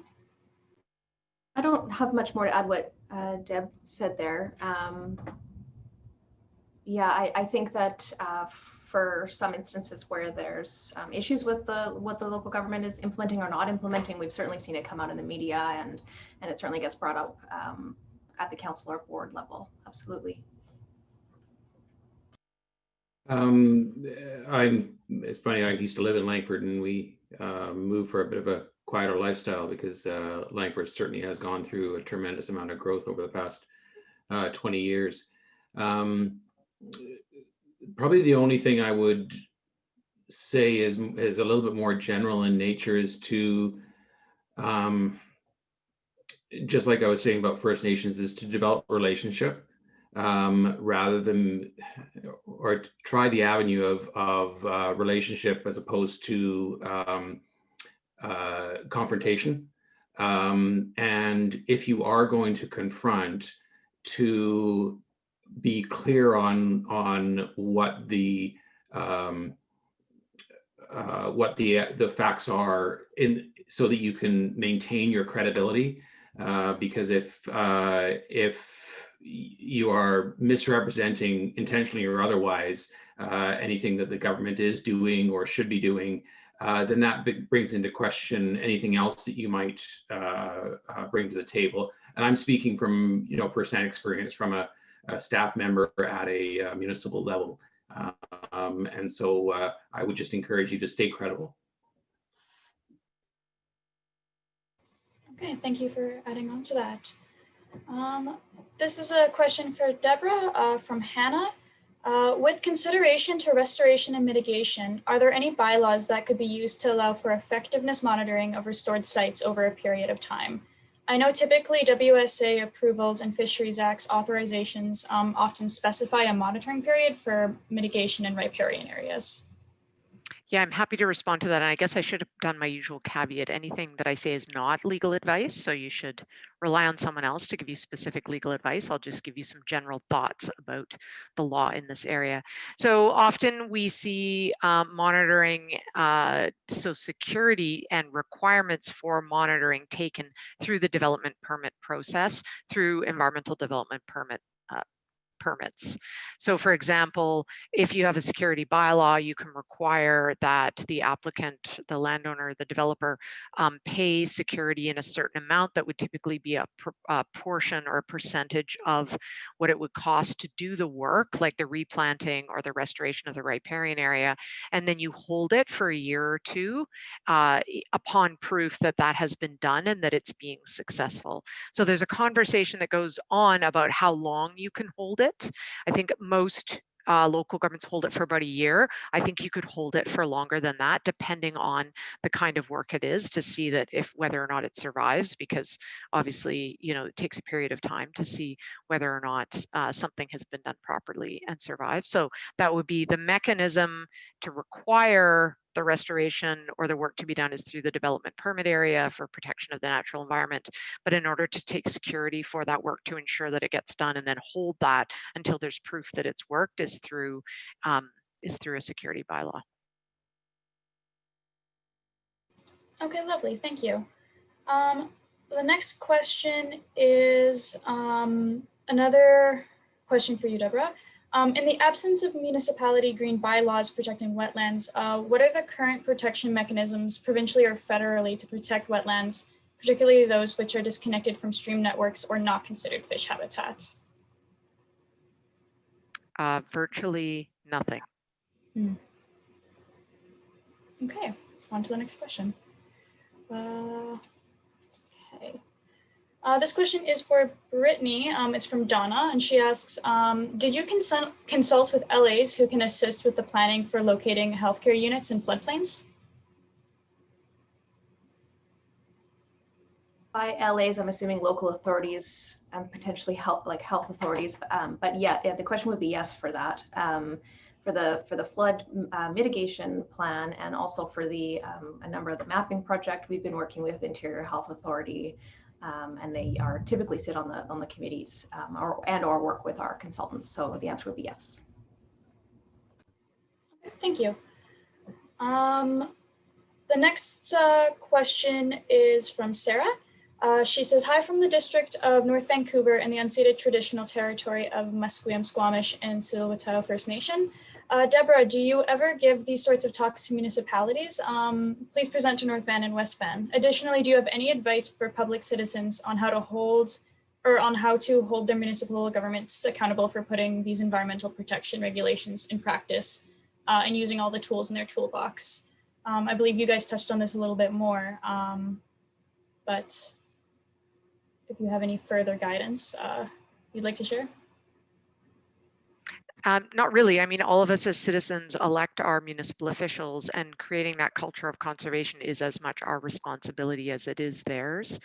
So, you know, there are certain things that allow us, certain structures that allow us to then actually point to specific outcomes around ecological health, like having actual metrics in our official community plans that we can say, are we meeting these? You know, we don't all have to do what Whistler does, which they monitor about 250 different indicators and then report on it on an annual basis, and then have a conversation about whether their bylaws are adequately meeting those goals or not. But we can do something in every OCP chapter that would have specific metrics that get monitored on an annual basis that will point towards ecosystem health. So whether it be, you know, number of kilometers or meters of restored riparian area, or covered impermeable surface, or you know, some biodiversity kinds of indicators. If we can get those in, then we actually invite the conversation on an annual or on a systemic basis, rather than on a one-off basis when we're talking about a specific development application. So right now, the problem is it's on an application by application or project by project basis that we have conversations about the entire ecosystem function, which is inappropriate. because it's always very political when we're talking about a particular development related to a particular piece of land. We need to have a venue or a forum on an annual basis by which we talk about overall how are we doing from an ecological health perspective, and then that way then invites a broader conversation and keeps it at top of mind, so that when decision makers are making a decision about a particular project or application, you know, they have this broader context in mind. Okay, this question from Marcus actually kind of leads into that a little bit more.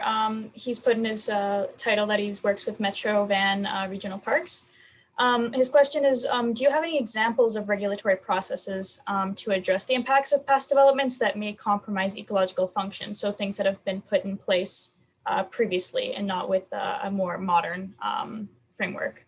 Wear and tear on the green infrastructure can be significant over time. For example, massive sediment-laden stormwater outputs from dense urban subdivisions that are negatively affecting ecological integrity of sensitive wetlands that are nearby. Yeah, I'm wondering, is the question sort of how to address that? So basically how to address the negative impacts of previous development is a little bit the million-dollar question. So I would invite you to do it on a watershed by watershed basis. So I'm thinking in particular of Burnaby. So Burnaby was one of the leaders historically in sort of looking at a watershed by watershed basis, the impact, well, the health of riparian areas first, and then secondly, how that extensive urbanization and imperviousness could be mitigated in certain ways at a watershed scale to attenuate some of those impacts. And so I can't give you a broad prescription because it would be different for any watershed. And I think, you know, pointing to the examples that Brittany has used in particular in Mission Creek, that is appropriate for that watershed. So there is adjacent what was agricultural land being purchased and then recomplexed to be part of the floodplain of the creek. It serves a huge variety of different purposes. Others in highly urbanized areas would have to rely on requiring, you know, scrubbers in the stormwater system under very large impervious areas, like I'm thinking about like large parking lots, for example. So highly unsatisfactory kind of approach. But if you've got that level of imperviousness and you don't have land or additional ability to do that through green infrastructure, then you'd have to rely on engineered infrastructure type approaches. I think there is a whole lot we can do though, especially in our single detached landscape, around having a more site-specific or infiltration-based approach to rainwater management to simply attenuate some of those extreme flows that we're seeing more and more. And part of the way to do that, or to encourage it, is to take an approach like the City of Victoria did, where they actually have a stormwater utility. So depending on your level of imperviousness on your single detached single detached property, you will be charged a certain amount. So the higher the imperviousness, the higher the amount you're charged for stormwater management, because you are contributing more to the load that's going in. So if people would like to decrease their effective imperviousness, they can then do some engineered green infrastructure on their single detached site, for example, creating French drains and disconnecting their storm drains or their roof leaders and channeling them into there. And then if they prove that then to the municipality, they can decrease the amount. So it's a little bit of a financial incentive. It's also, the City of Victoria has done the mapping so they understand the totality of imperviousness and where they would like to decrease that effective imperviousness. Okay, thank you. That was a great answer. The next question is from Bruce.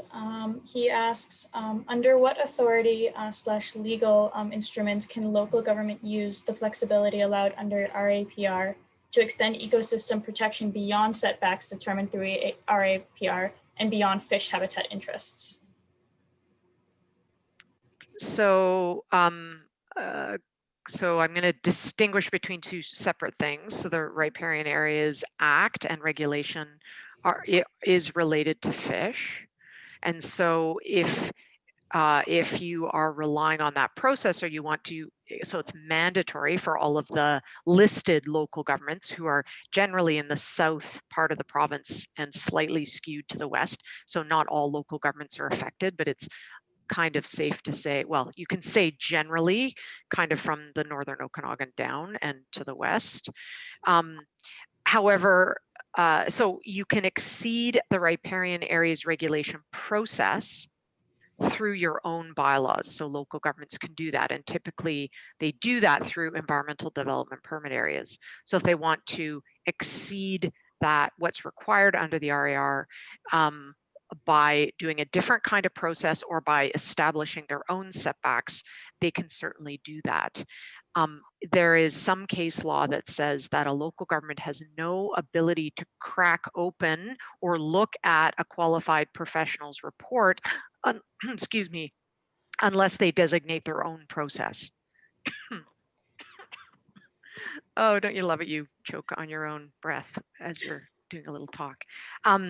And so I'm not going to go into the, like, it is a somewhat complex area, so I'm not going to take us through all the details. It's kind of like if you want to do the riparian process, which is fish related, you then need to go under the RAR, but you can exceed that. And if you exceed it and you set up your own process under your environmental development permit areas, you can crack open the QEP report and question it. However, and then another way you can simply do it, and in particular for non-fish values, is just to establish environmental development permit areas with your own process. Okay, thank you very much. We're coming up to 11:30 very quick. I'll ask a couple more questions before I hand it over to Alyssa to give some more information. And if anyone is able to stay and for more questions, that'd be greatly appreciated. But if you have constraints on your time, we understand. This next question is from David, and he asks, how much of what you have said are applicable to First Nations reserve and traditional lands? So it's important to so those are the same and also very different things. So reserve lands are under federal jurisdiction. So nothing of what I have said applies on First Nations land, or not First Nations land, Indian reserve lands. And then traditional lands can be everything from treaty lands to the broader traditional territory, which includes private land, which includes crown land. And so so anything that comes under municipal jurisdiction in the broader traditional territory that's not treaty settlement lands and that aren't Indian reserve lands would be subject to municipal jurisdiction, which is what we've talked about. Anything on the crown landscape, crown as in the provincial landscape, none of what we've talked about applies, or virtually none of what we've talked about applies, because pursuant to the Interpretation Act, no local government bylaw that deals with land use applies or limits what can be done on the provincial government landscape. And then federal lands are in an entirely different regime itself. But as part of this update to the Green Bylaws Toolkit, the 3rd edition, there is an exploratory project going on to look at doing a similar kind of document for all the various different kinds of landscapes that Indigenous communities, at least under the colonial legal system, have some kind of decision-making over, although that is a very general and loose statement. Okay, thank you. Anonymous asks, Deborah, could you please elaborate on the compensation exemption in amendment brackets, unless the bylaw restricts the use of land to public use? Could you provide an example of this, please? Yeah, sure. So I mentioned Section 458 of the Local Government Act that says no compensation is payable for a reduction in land use or land value when a local government passes a bylaw, certain bylaws. An example is, so for example, if I purchase a piece of land and say I purchased 10 acres and it has really bad zoning on it already, and I'm allowed to subdivide it into, the zoning's already in place for me to put in a subdivision plan for 1 acre parcels. So one of the most useless types of zoning that we have from an ecological and a climate change perspective.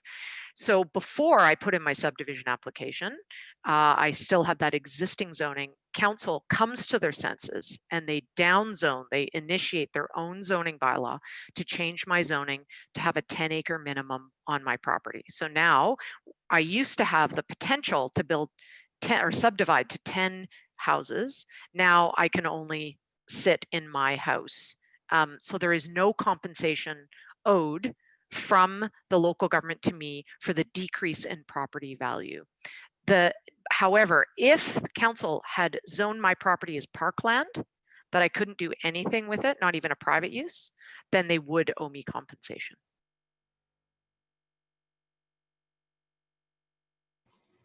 Thank you. Next question is from Keith. And Keith asks, this is, I believe, is a general question directed towards everyone. In the lower mainland layer, there is a proposed expansion of the Delta Port facility that will impact the local Roberts Bank foreshore. In the case of federal jurisdiction crossing with native use with the Tsawwassen First Nation, as well as with municipal government, how do others, such as hunters and fishers who will have species impacted in the area, get their voices heard, especially when there seems to be much louder voices among other stakeholders? In previous environmental reports, it seems First Nations made only representations on behalf of Indigenous fishing and hunting rights.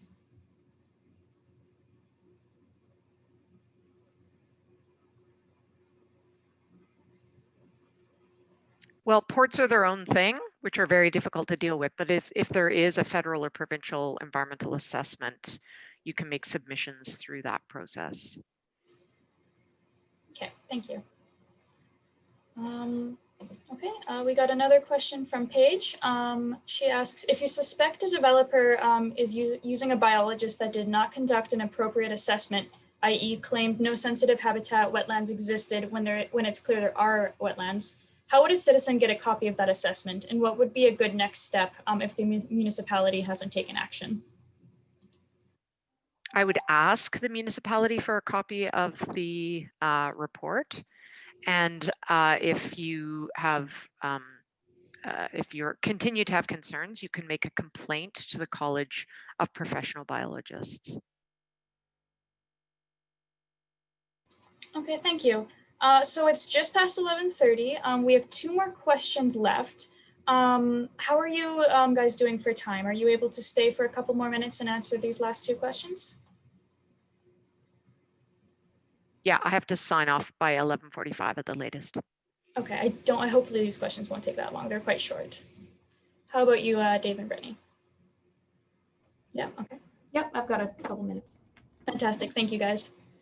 All right, the next question is from Jen. It's a follow-up for everyone. This was in response to the question about Indigenous cultures and values being included in biodiversity corridors. Since Indigenous values are not currently included in the development of biodiversity corridors and protections, can you see, or will they be included now that UN DRIP and DRIP A are being included? So I would argue that the UN Declaration on the Rights of Indigenous Peoples, which is an international instrument, absolutely would ask us to include them. It is international law that is not applicable in Canada unless adopted domestically. So we now have the Declaration on the Rights of Indigenous Peoples Act at a provincial scale that requires, or that says that the province will work to bring its laws into alignment with the UN Declaration. If a local government took that to heart, then they could in fact bring their bylaws into alignment. So typically bylaws are considered laws, but there is no direction from the provincial government at this point in time to that effect. So there isn't a direct mechanism, just like that indirect mechanism between official community plans and all bylaws needing to be consistent with OCPs. It's a similar kind of gray area that we could certainly take direction from it, but there's nothing requiring local governments at this point in time from creating that alignment.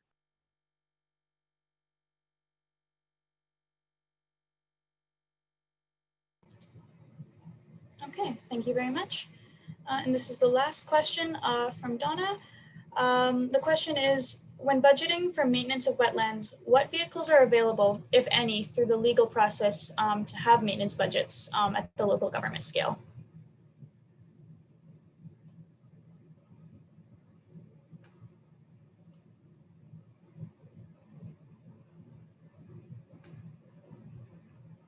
I can't comment particularly on the maintenance aspect, but one thing that we have done is to include some of our natural assets in our development cost charge program. However, development cost charges are not used for maintenance.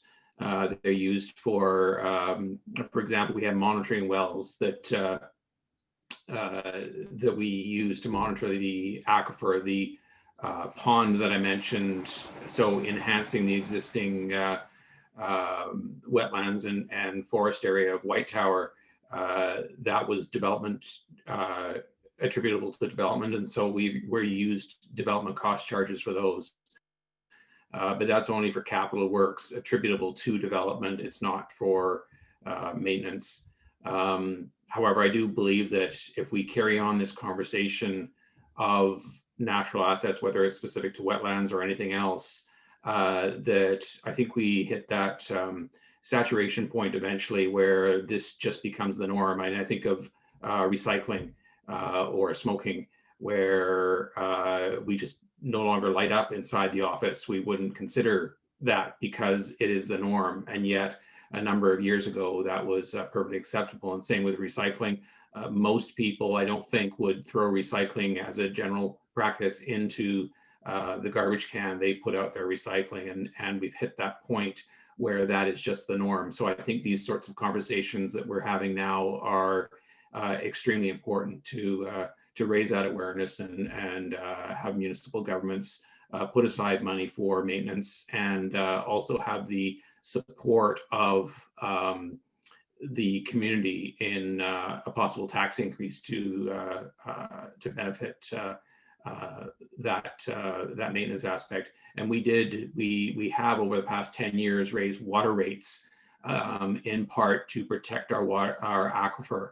And because there is such a high level of awareness about our water in the town of Gibsons, we barely got anything back, any pushback from residents about seeing increase in water rates. And so I think, as I say, these conversations are extremely important to continue having.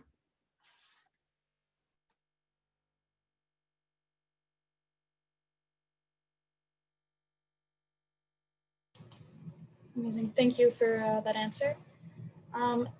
That is it for the questions. We have some people putting in all of their thanks for your guys' presentations. Everyone really enjoyed it from the comments coming in. So thank you guys again. Before I say goodbye, I would like to bring you guys' attention to the chat. I sent in a link with the evaluation form there. The Wetland Institute is, as Alyssa mentioned earlier, normally like an in-person hands-on activity. This is the first time we've run it virtually, and with the way the world is now, we're thinking of continuing it in part virtually. We would love your guys' feedback, positive, negative, whatever you think, we'd like to hear it. So if you have a moment, please follow that link, fill out an evaluation form. As well as after the webinar, I will send out an email with all of the resources from today's presentations, as well as a copy of the recording for the people registered for this webinar. Yes, and I think that will bring us to a close. Great. Thank you so much, Molly. And I just want to thank Deborah, Dave, and Brittany once again for taking the time to join us today for this event.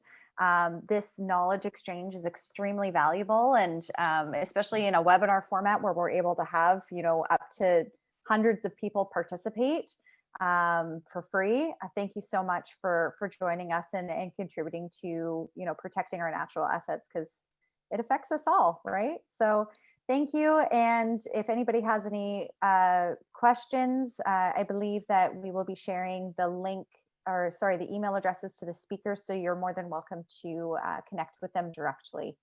Thank you once again, and have a great Wednesday, everybody. Thanks, everyone.